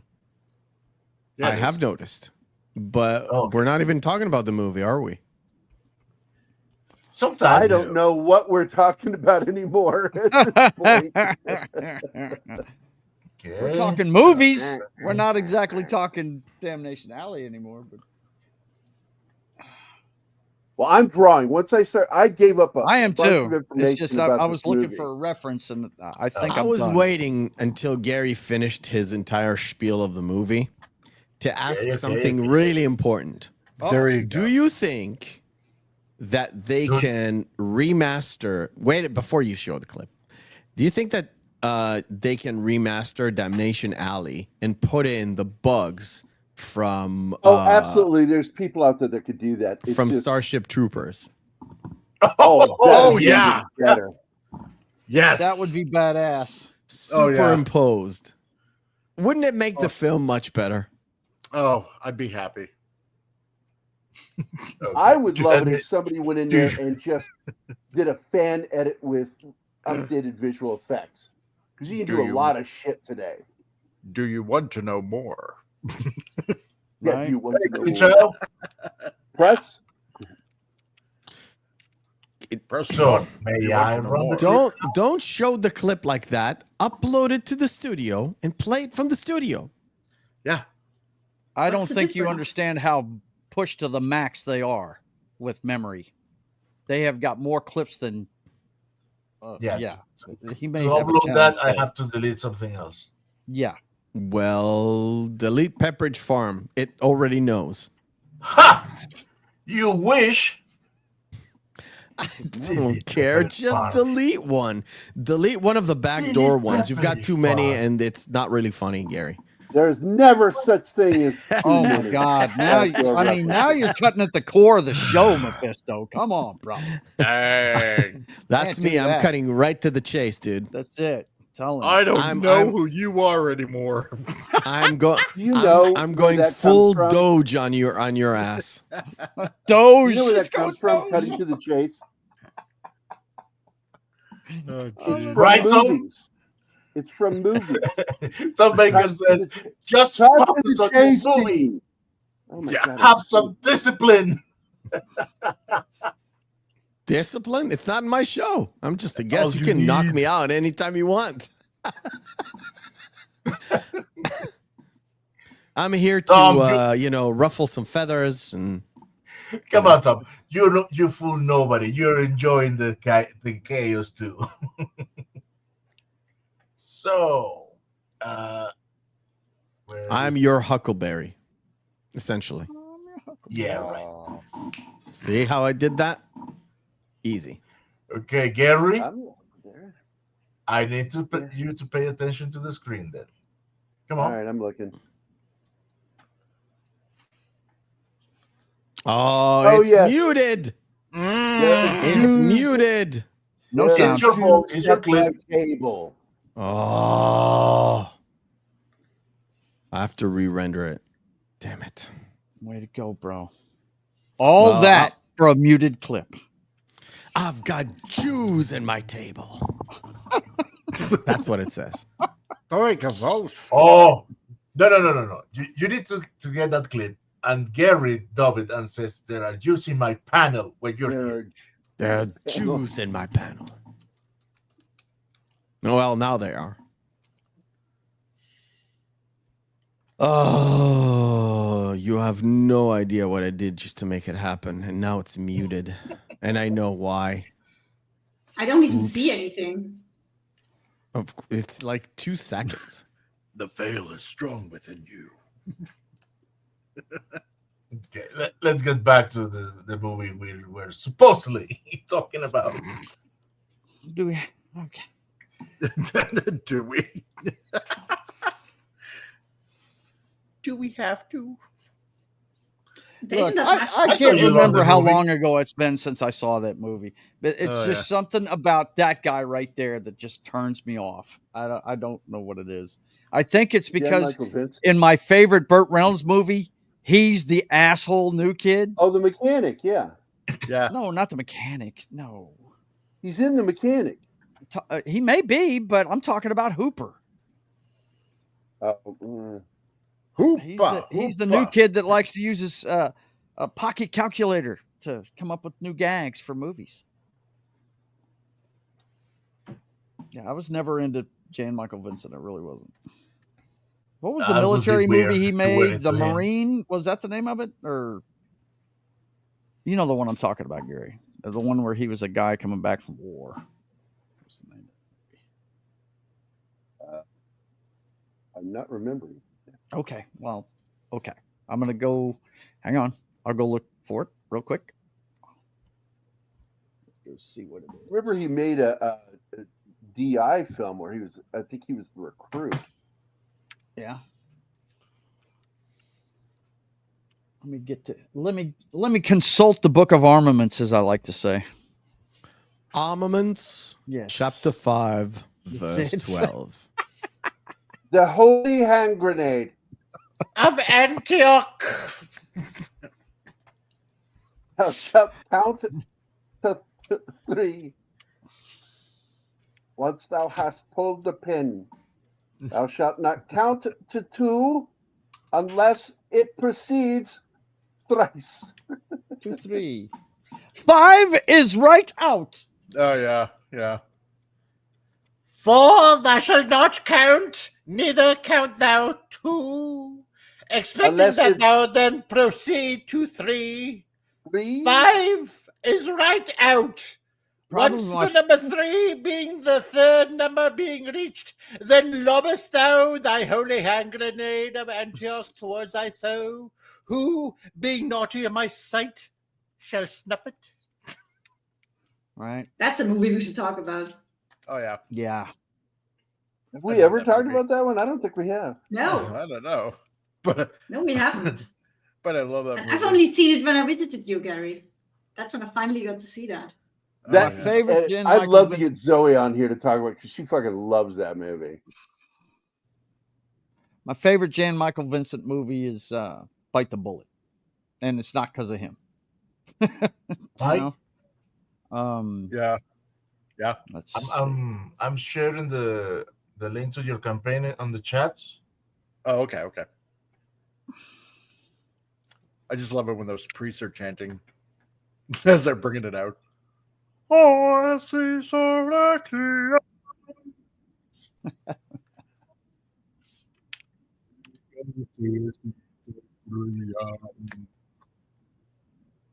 Hey, when did we lose Meth? My PC just went bleep. Okay. It just kicked me out of everything. I wasn't doing anything. Thus it was the holy hand grenade that lobbeth thou out of this lobby, never to be seen again. Baby Blue Marine. That's the one that I'm talking about. A Marine recruit fails basic training and is Yeah, sent that's home. the one. That's the one I just brought up. It's a Oh. DI film. It Okay. deals with the drill instructor. Yeah. Okay. He doesn't come back from Vietnam. Okay. He hasn't gone yet. Vietnam. Yeah, you never come back from Vietnam. Yeah. He never left Yeah, man. Vietnam. He is Vietnam.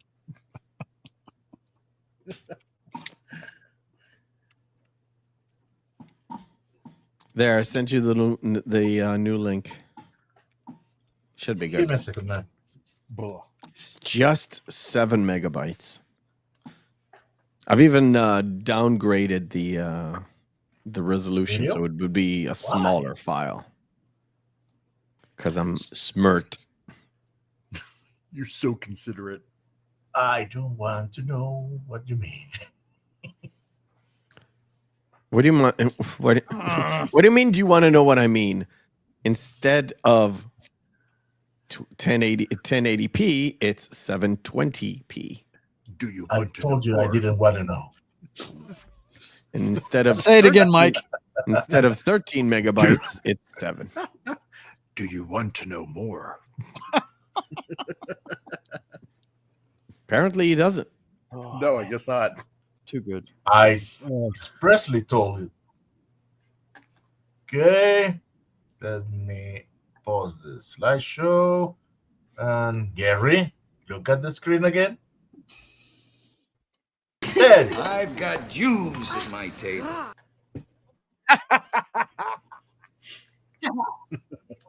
It's got to be as good as it gets, right? Doesn't Yep. down a level. I just love that. You can have that as my intro if you like, because you have stuff for Tim, you have stuff for Zach's. Now you've got something for me if you remember to use it. There you go. Gerry won't, but Martine probably will. Oh, Martine will. He'll file that. Probably. Oh yeah. It just depends, though, Mephisto. He might like the Pepperidge Farm clip better. Pepperidge Farm remembers. Exactly. Oh, my God.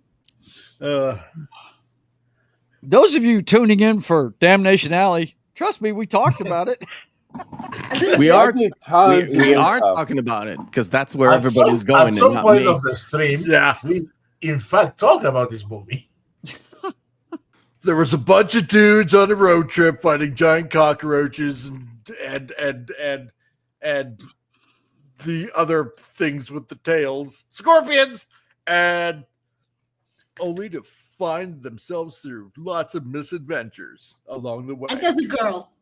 And there's a girl or two. Yes. And at some point, Arnold Schwarzenegger did a voice cameo. Yes. And they went to Vegas for hilarity. Dun, dun, dun, dun, dun, dun, dun, dun, dun. It's not unusual to be loved by anyone. By anyone. Banana. Hey, don't make fun of Tom Jones, man. I'm not making fun of him. I fucking love Tom Jones. Yeah, Are man. you kidding me? That dude is the shit. Throw your panties on the stage. Woo! Anima's the one who disrespected him. He has Oh, wait. too much This is vibrato the- when he sings. Yeah, this is the 70s. It would have been Elvis. So, Oh, That's Tom right. Jones was in Vegas by the late 70s, Damn it. oh, okay. Well, then good nothing. All right. as was Wayne Newton. Yeah.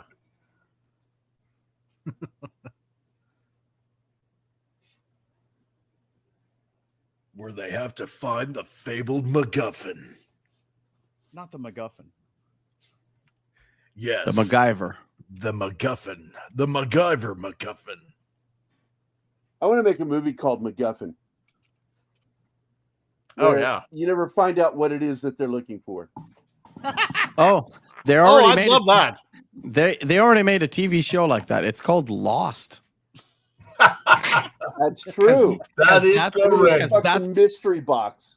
Because that's where all the audience was at the end of that show. Lost. What a fucking show. Sorry. I hate that show so much. Because Thank I God. loved Welcome to Because the then club. I losing loved it respect for so that dude. much. Thank God I never started watching it. Oh Me man. neither.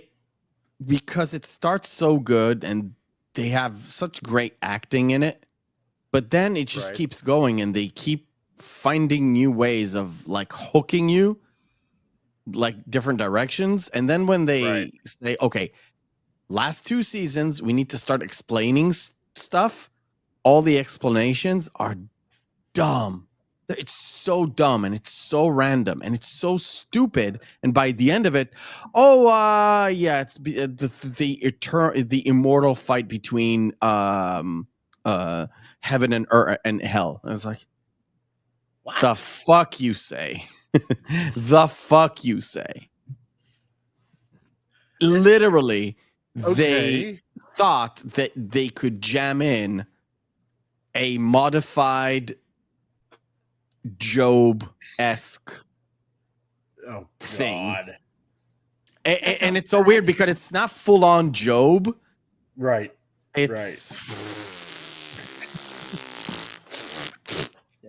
And that sums it up right there. You got somebody that kind of represents God and someone that kind of represents the devil, but instead of understanding God's will and why he put Job through these hardships, the devil wins. Oh, for Pete's sake. And also Hollywood should never write anything biblically related because they never get it. They don't understand it. And also, it has nothing to do with the rest of the show. It was just jammed in there, as in, we have no way of going out in. Like, they tied themselves in such a Gordian knot. They literally said, "Oh, well, how about a sword, like Alexander?" And they just cut the knot. But you can't do that when it comes to telling a story. You can't cut the knot. You have to unravel it with explanations. Whether you do it correctly or not, then, it's up to the thing. But what they did, they just, nothing really matters. Whoosh. God. And that is explaining Lost at a nutshell. Huh. Oh, look. It's me in a nutshell. Yes. Help. I'm in this nutshell. Because if I did, I'd be going, what the actual fuck? Oh, like I said, I hate that show because I loved it so much. a Yeah, lot of I people get it. did. It's like, A lot of people have been trying to get me to watch that forever, and I'm just no. I've heard too much stupid bullshit about that show. The ending alone would piss me off if I was a fan of that show. Yeah, And there's no enticing qualities of starting a show. It's not that the ending is bad per se. It just doesn't fit with what you were trying to set up. The setup had no payoff, and there was all these extra setups and hook you into the next episode, and then the next season, and then the next season, and the next season, and the last 2 seasons where you knew you kind of need to start unraveling this shit. Yeah, the explanations were dumb. Oh, it was always like what they did to From. Yeah, it was always from the beginning. Why is this bunker here? Oh, it was always here since the beginning of time. What? Why? Oh, the magnetic forces are working this way at this point in time. Wasn't this a Kurtzman production? No, it was a JJ production. Oh, JJ, right. I always get those two butt munches and confused. So, because they're almost like the same anyway. So, well, he's the guy that ran Star Trek through Alex Kurtzman. Yeah. So you can understand my confusion. So it's like M. Night Shyamalan. Come on. No, because M. Night Shyamalan does know how to write. I actually do like M. Night Shyamalan. Yeah, there's some stuff I do like of his, because it's like, it's not quite horror, but it's like right on the cusp of horror, but not quite with some of his stuff. And not all of them are great, but some of them are quite good. I like my favorite M. Night Shyamalan is Signs and Unbreakable. Yeah, Unbreakable is my favorite. I didn't see Unbreakable. Signs. I got it backwards. I hate Signs. The beach wasn't too bad. Where everybody gets I haven't watched one of his movies in a long time. I really have. It's like ever since The Happening, I have checked out of everything he's ever done. Yeah, these guys go to a beach, and next thing you know, they're like aging rapidly. Yeah, they can't get out. Old. The movie is called Old. Old. That's the name of it. Yeah, he's right.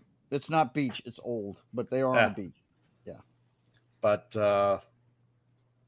was interesting.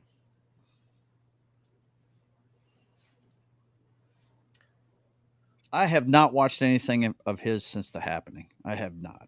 I just I like The Happening. since I saw The Happening, I was like, no. Oh, I hated that movie so much. It was so dumb. Mark Wahlberg did the role because he wanted to play somebody that was smart. I shit you not. Why he did it? You mean Marky Mark? Yep. Yes, Yeah, smart. One and only. Wanted to be smart. The only smart guy out of Boston is Matt Damon. And that was also a character. Right? That was a character he played, not the actual man.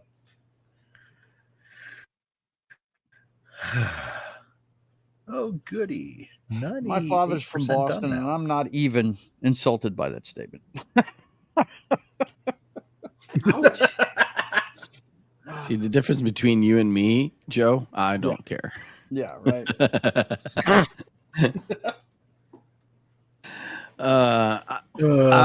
I have the propensity of I can take a lot of abuse, so I'm ready to dish it out.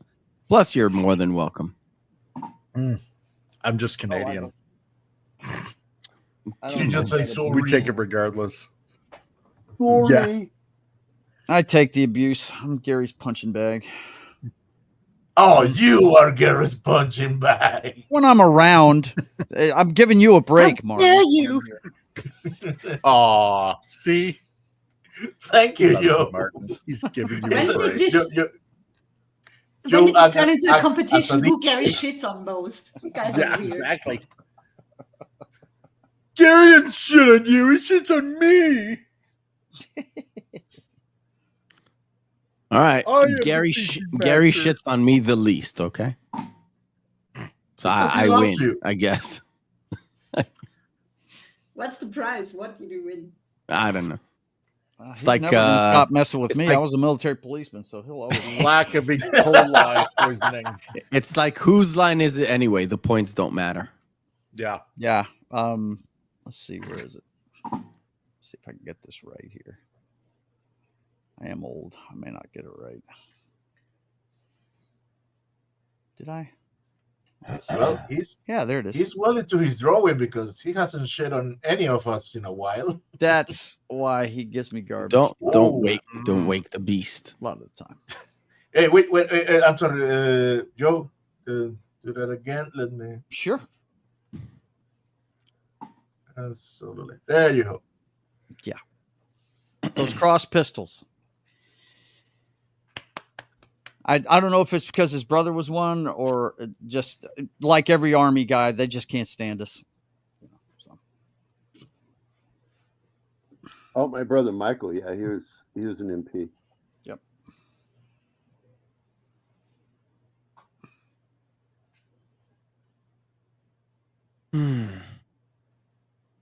So what's on tap, guys? What's coming up? Actually, trying to finish up doing my editing my Constantine review. Constantine. Mhm. The Keanu Reeves film. Yeah. Uh-huh. Cool. There was a TV show that I know of, but I haven't seen it. Plus, I Yes. don't do It was pretty TV good. show reviews. The TV show, from what I understand, I'm no DC maniac. You'd have to ask Gary and Keith about this, but I do know the actor that they picked is pretty much ripped out of the comic books, right, Gary? That the guy nails the mentality of Constantine, doesn't he? Yep. Yeah, I've just seen the poster of it, Mhm. and the guy looks like he was ripped out of the comic book. And he Because the acts like it, the too. comic That's my book is point. Yeah. the comic book is Hellblazer, if I'm not mistaken. Yep. And he's not just British; he's like very, very British. Based on Sting, Yeah, and he's snarky as shit.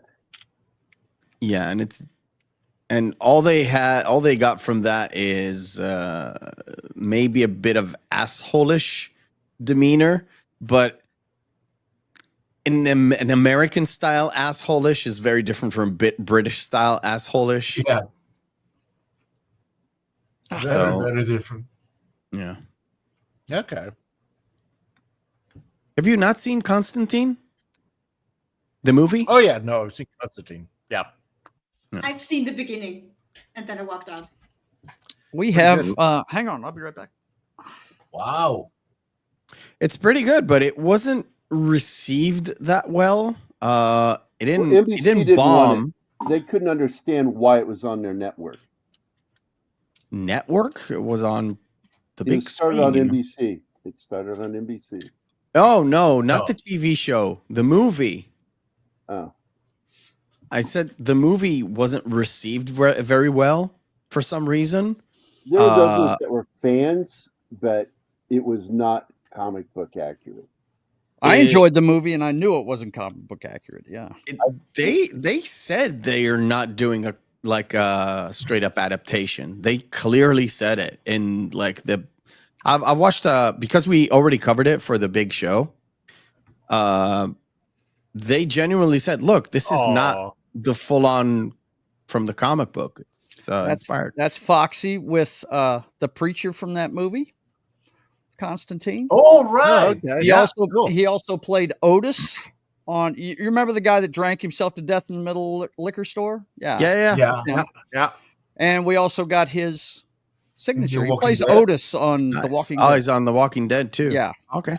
Cool. My wife's got a shrine to The Walking Dead, so yeah. She I goes to see- genuinely she gets every genuinely signature love she that. can get. So. I genuinely love that that whole scene Mhm. because first of all, the guy was acting his ass off. Yeah. Plus Yeah. the special effects that they used, I thought it was done with CGI. It was all practical. Mm-hmm. To make it look like there's a moment where he breaks a bottle and he gets some liquid on him, but then when he comes to drink it, it doesn't come out still because in his head nothing comes out, Nothing's but coming in out. reality he actually drinks Desperately himself want to drink, right? Yeah. Yeah. Mhm. 'Cause he has to shut the voices down because he forgot he actually still has the amulet. He just needed to put it on. Yeah. But then you see that during his episode, Balthazar walks in because he's the one doing this thing to him because it's all about nudging people to do what their proclivity is to do anyway. Right. That whole point. And that's one of my favorite scenes just because of how they did it, how it looks, what does it mean? Plus it's Juxtaposition is that at the same moment Constantine is talking to Angela, Rachel Weisz's character, and he's talking about how demons and angels kind of nudge humans in order to keep this sort of balance. So they interfere, but they don't really interfere. So it's very much see, that's the difference when you do heaven and hell sort of correctly. And when the conduit, the middle of this whole thing is Constantine. Yeah. Yeah, I dug the flick. I thought the concepts shown there. I love their depiction of hell. I think it's awesome. You know, I loved the mirror thing where the way he used water to go in. That was the way to go in between the planes, and yeah, because it's a universal conduit. Very cool, man. It was cool stuff. I mean, I know it's not comic book accurate, right, Keith? But you know, it's not. The movie brought to you by the woman who was directly responsible for messing up a majority of the X-Men movies for Fox, which also led to how badly they were able to do the Fantastic Four and Daredevil. Got an opportunity to cross the street to go to Warner Brothers, and to show you how much the DC people trusted her, she brought all of her producers to help produce the movie. So Warner Brothers found 5 other producers to match up against her producers to mitigate her influence on the film, because she set out not to adapt the comic. That's Laura Schuler Donner for you. she is very upfront about how much she really doesn't like comics, even though she adapts comics. Yeah. Wow. Just the person you want working on those movies. Well, I mean, again, it makes her feel good that there are so many people that love the Keanu Reeves version. Yeah. In other words, she made no pretense about not adapting the comic and going out of her way to go get Keanu Reeves and to make sure that he was American, which again is right up there with the people who decided to adapt Casino Royale and make him Jimmy Bond and an American versus actually doing their due diligence and adapting.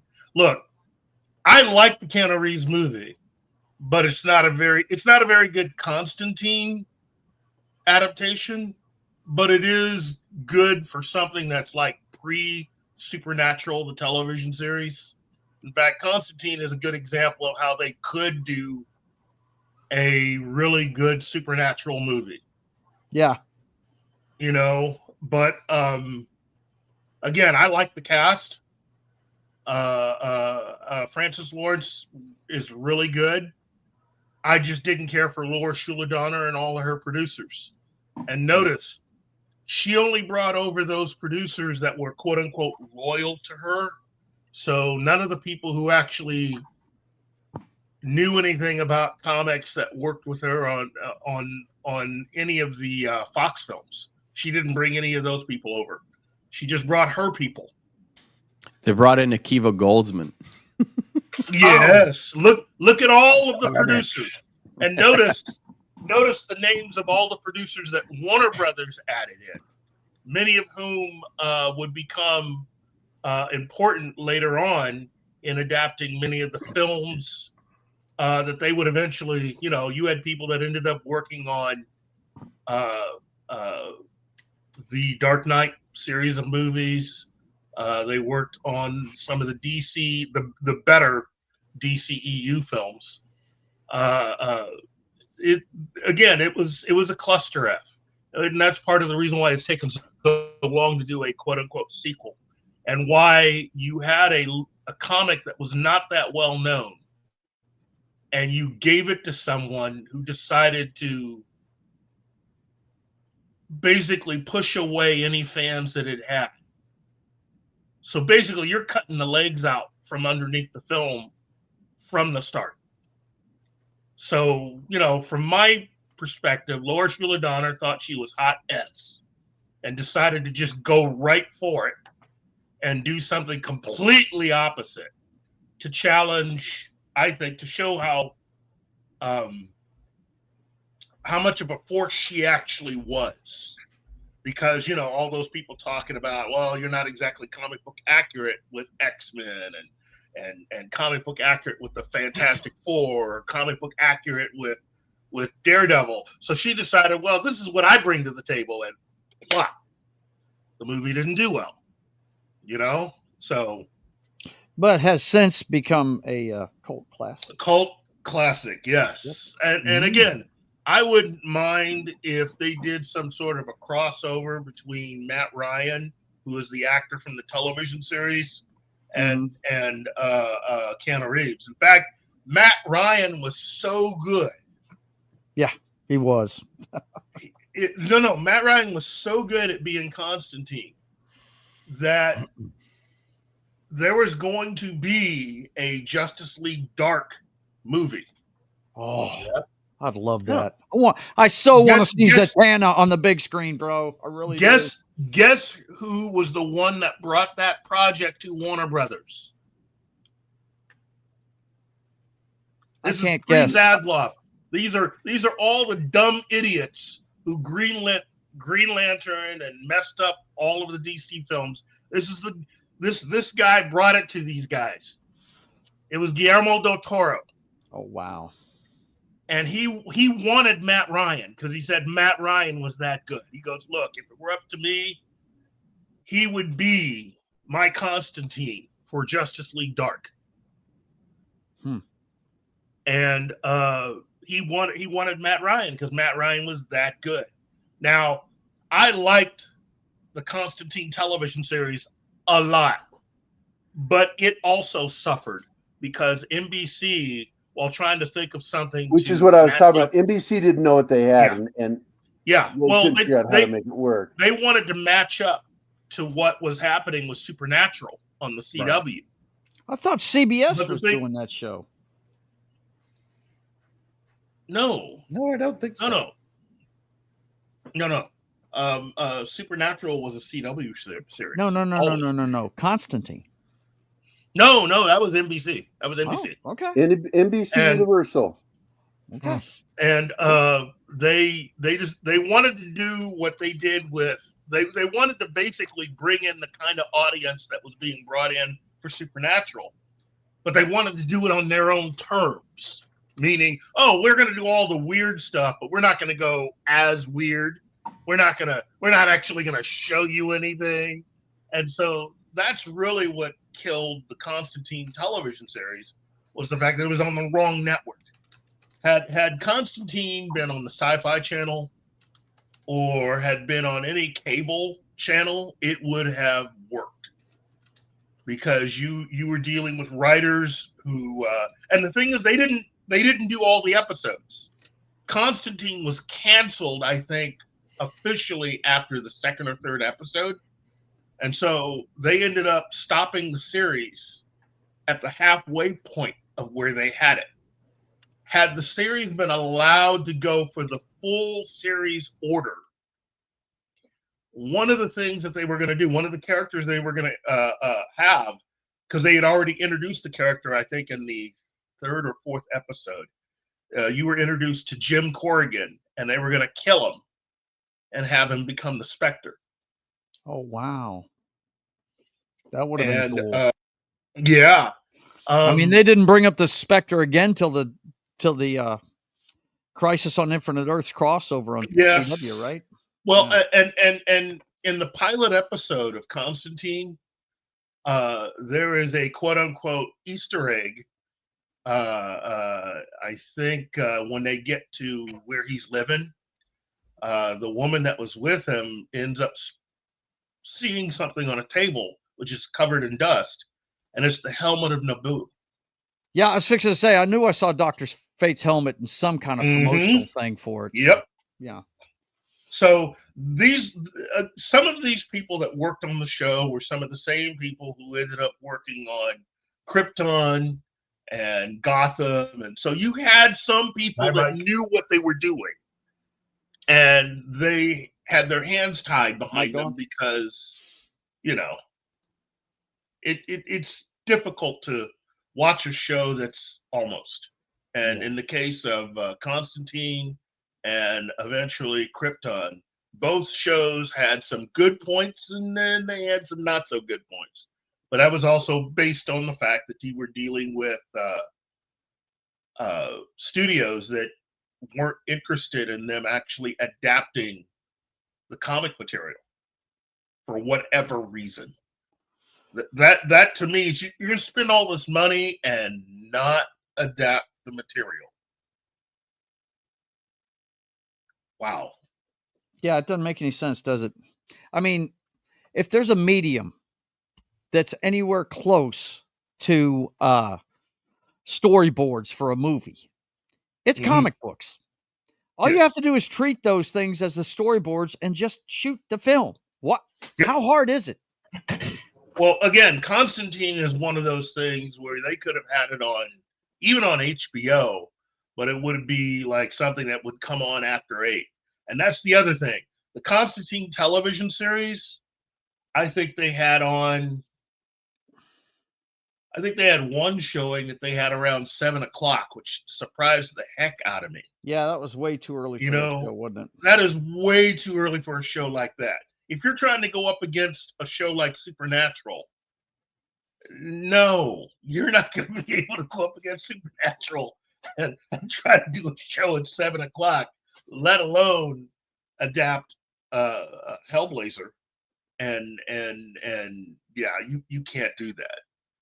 Now, I am excited for Constantine 2 with Keanu Reeves, but I would like I would really like it if they had a cameo appearance from Matt Ryan. That would be fantastic. Yeah, I hear you. That's been brought up before by others. I will say this: I forgive Matt Ryan. When the show went off the air, Greg Berlanti and his people swooped in and picked up the character of Constantine and added him to their leftover show, aka time travel whatever people show, and wrote the character in a very jokey way. And so it was the showrunner decided to make people understand that while, yes, this is Matt Ryan, he is playing Constantine, but he's playing a different Constantine than the one he played on the NBC series. You know, he's playing an Arrowverse version of Constantine, so that allowed them to do all kinds of stuff that they did to that character on that show. Yep. And so that's the reason why, you know, I kind of forgive Matt Ryan. It's a paycheck, you know. Yeah, it's a paycheck, man. You know, I don't blame him for saying yes. It's, I mean, you know, somebody's gonna give you like $1 million to have somebody like pour water on top of you, or you get to wear funny clown shoes for $1 million. Yeah, okay, you can pour water on me, and I'll wear funny clown shoes. But that's it. You know, yeah, there is a lot out there. There's a lot that fans can be, and in certain cases should be mad about, but for the most part, I see things turning around. Will we get really good adaptations of things? We can save a lot of the comic book related material that Hollywood's been doing if Disney can just basically slow their roll. In my opinion, they're going to have to fire a lot of the producers that were brought in by Kevin Feige. And again, I know that there are people out there that are Kevin Feige fans. And again, I don't hate the guy. I've never met him. He sounds like somebody I could hang with. But again, you do realize that everything you guys believe about Kevin Feige is stuff that he told you. He's like Joe Isuzu. And a lot of people believed him because the movies were good. So you just believe whatever he said. You know, hey boss, it's just Gerry. Sorry, Yeah. I have a comment from Tom Baker. I love Tom Noonan. Hey, Bill. Yeah, there was an animated Constantine thing. With Voiced him by Matt voicing it Ryan. again. Yeah. Yep. The Greg Berlanti did 3 animated spin-offs from the Arrowverse that he had. There was a Constantine one that he did. There's what was the other one that he did? There's a Justice League Dark, in which Constantine appears too, and I think it's a 2-parter. No, that's not Greg Berlanti related though. There's Vixen, and then they did the Ray. Those are the 3. Which is the one where they made him interspecies sexual? Justice League Dark. He and King Shark. He was Shark had a gay relationship. Yeah. Yeah, fuck Greg Berlanti. I will say this. You know, I know there are a lot of people out there that like the Arrowverse, and I got nothing against anybody that likes the Arrowverse, but for my money, I have, in all my years, never seen, well, outside of what Kevin Feige's doing right now, Greg Berlanti is still the king for taking something that he did that was really good and in no time flat, inverting it to the point where it's just bad. You know, Arrow and The Flash were both good shows. I mean, good shows. And you know, if I had the power to make people forget, I'd say I'd wipe everybody's memory about everything that happened on both those shows after season 2. You know, you know, Arrow's a good show until you get to season 3, and then they started all of that soap opera stuff. That ridiculousness. And then same thing with the Flash. Ironically, the Flash was good right up until season 3, and then it's like it's the same stuff, different day. It's like, oh well, I didn't know about this. Well, you didn't tell me that. Drama. It's like, what? You don't need all this. What? You know? And then we have to sit through all of the little things they would dangle for fans to continue to watch. You know, they would invite in characters and stuff from the comics, but you got to sit through all the drama that they had. And it's just like, oh my gosh. Oh. All right.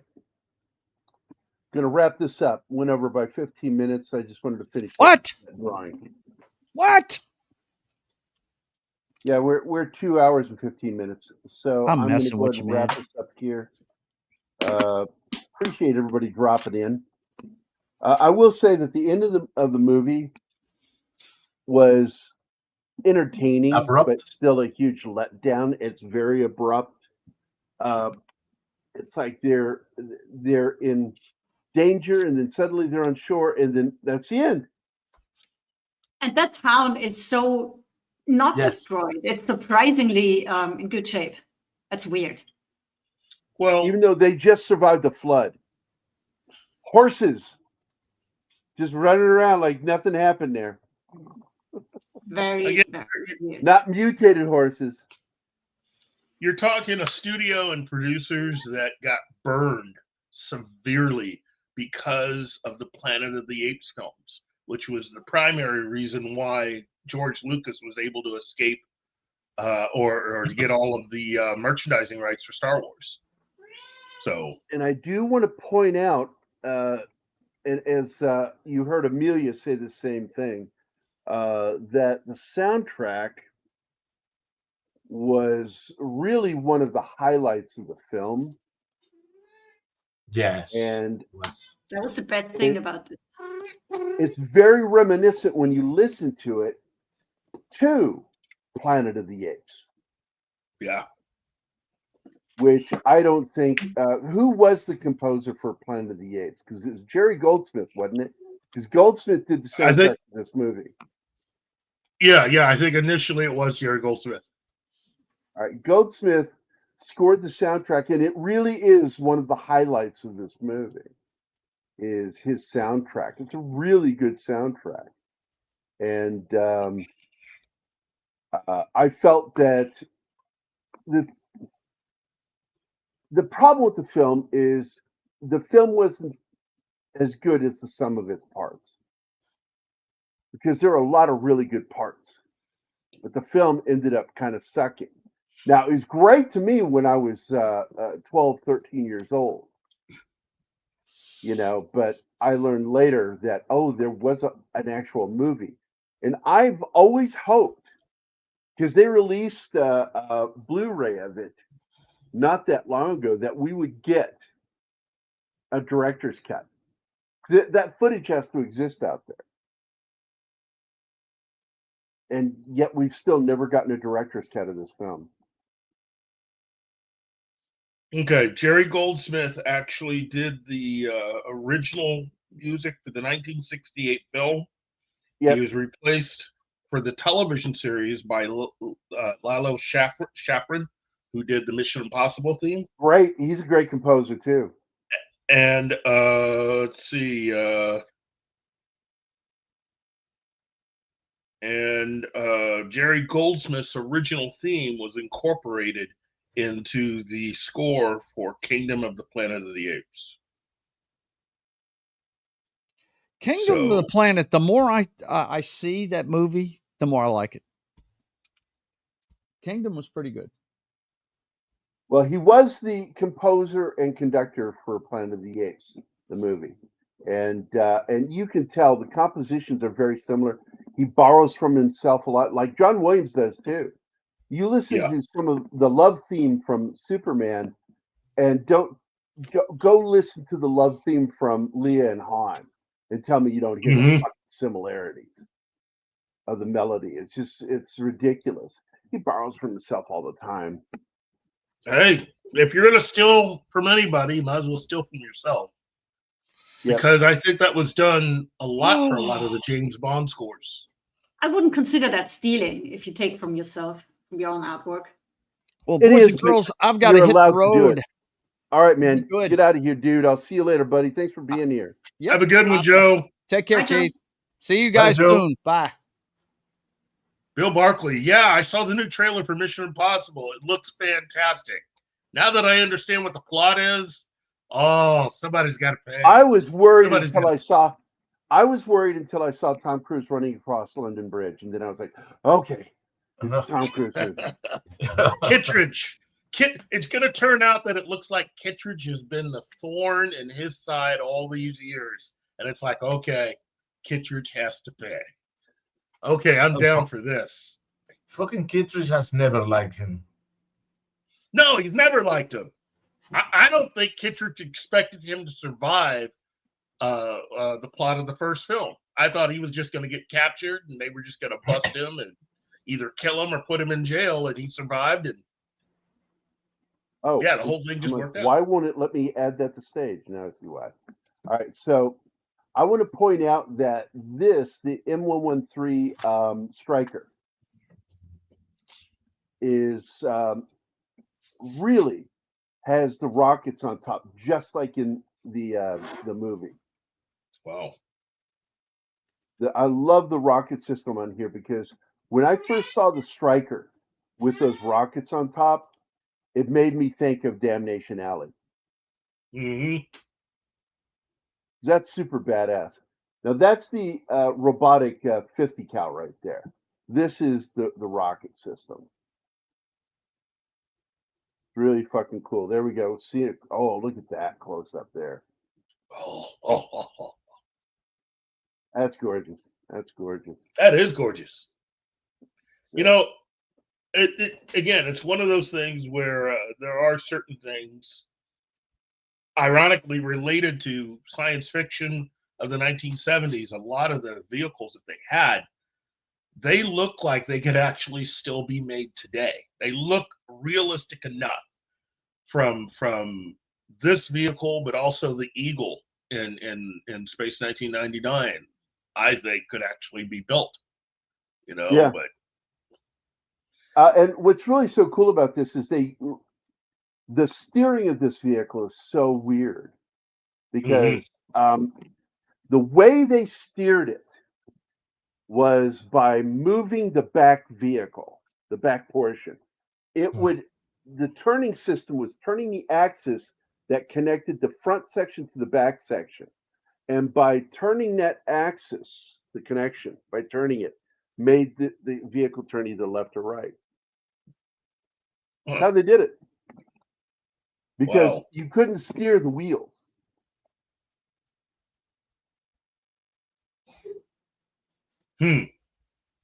Absolutely. I've always loved this vehicle.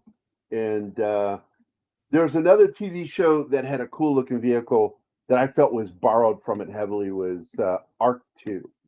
That's what I was going to say. It's a great Saturday morning series. Yeah. Which one? But anyway, what? Arc 2. No, Martin said something. Yes, I was asking the name of the show. Arc 2. Arc A-R-K. Roman numeral 2. I. Yep. I'm looking for it. That sort of like reminds me of that joke I made about Sean Connery and Michael Caine doing the sequel to Malcolm X and Martin Luther King called Malcolm X II. And the interviewer goes, that's 12. I don't know if anybody understood that joke when I made it. I made that joke while I was in the army, and nobody laughed at that joke. And I'm like, you understand he's saying it's Malcolm XII. XII is 12, right? Oh. And I'm like, all you fans, jumbo jets over people's heads. All you people out there that are fans of the Batman should be laughing at that joke. The Batman. Anywho, welcome to the end of the show. Up by Spanish. See you, Bill. Take good care. Gambit, I want to thank everybody for popping in, and Keith for popping in here at the end of the show. I want to thank Snortapoopas Cuber, Bill Barkley, Glenn Fleming, the Comic Relief Crusader, Penny, Tom Baker, Das Wolfen, John popped in, oh, that's nice. Pope Metallicus, Emmanuel, Keith, Low Spec Linux Gaming, Connie Cleary, Keely Chow, Gambit 1987. Thanks, guys, for popping in. I appreciate it. And by the way, John, if you're still here, Keith, if you can get him a message, if I don't get to say something to him, I tried to logistically figure it out, and I financially can't afford a hotel for the weekend. If it was one night, I could do it, but I can't, and I'm not going to put anybody else out. So I will not get to go to John's wedding, and it breaks my heart because I really wanted to see him prove that he can have sex. Oh my God! Oh man! Casino, Culture Casino, because they're asking, does Culture Casino have kids? I said, well, let's ask him. Hey, Culture, does your dick work? Oh God! He's a buddy of mine, and I'm going to tell him that joke later. That I said that about him. Again, so happy my mother doesn't speak English.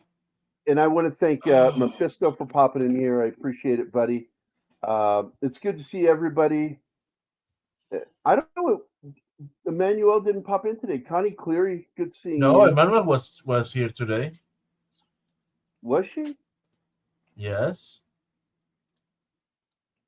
Oh, she is in there. I go through them so quickly. I sometimes skip over them. Don't even realize I said their name. But thank you, everybody, for being here. Appreciate it. Look, I gave a ton of information at the beginning of this show about this so I could get to the drawing. Please, if you want to know more about this movie, go back to the beginning, especially when it came to the one time George Peppard shit on a project that he worked on. He didn't do it when they released it. He waited 2 years, and then he opened his mouth and he said what he really felt, that this film should have been good if Fox hadn't interfered. And that's it. Studio interference. It's never a good, hardly ever a good thing. I know a couple times where it was a good thing. And you do it too, Keith. But most of the time it's bad. It's bad. Because they're not creative types.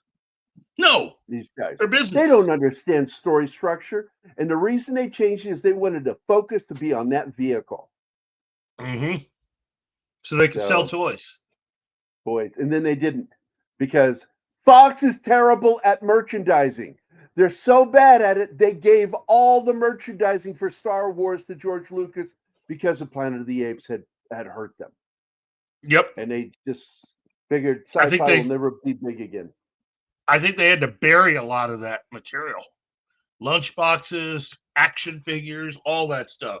They're just like, oh, nobody wants this stuff. They couldn't even. I had a Planet of the Apes lunchbox, by the way. Wow. Because I wanted the thermos that had Cornelius on it. Hey, kids out there, those of you under the age of 40, yeah, back then, our lunchboxes came with thermoses. It wasn't a separate thing. And we're made of metal. That's right. Well, the thermos I had a plastic exterior, metal interior. Oh, memories. It had the plastic around the metal thermos, and the plastic had the printing on it of Cornelius and Zira. So, see, that's why Gen X was so cool, because we carried weapons. No, Gen X is badass because we got Del Monte pudding in a small can that you would peel that metal cap off of and lick it. Lick it, yeah. And sometimes you sliced your tongue. Yep. We didn't complain.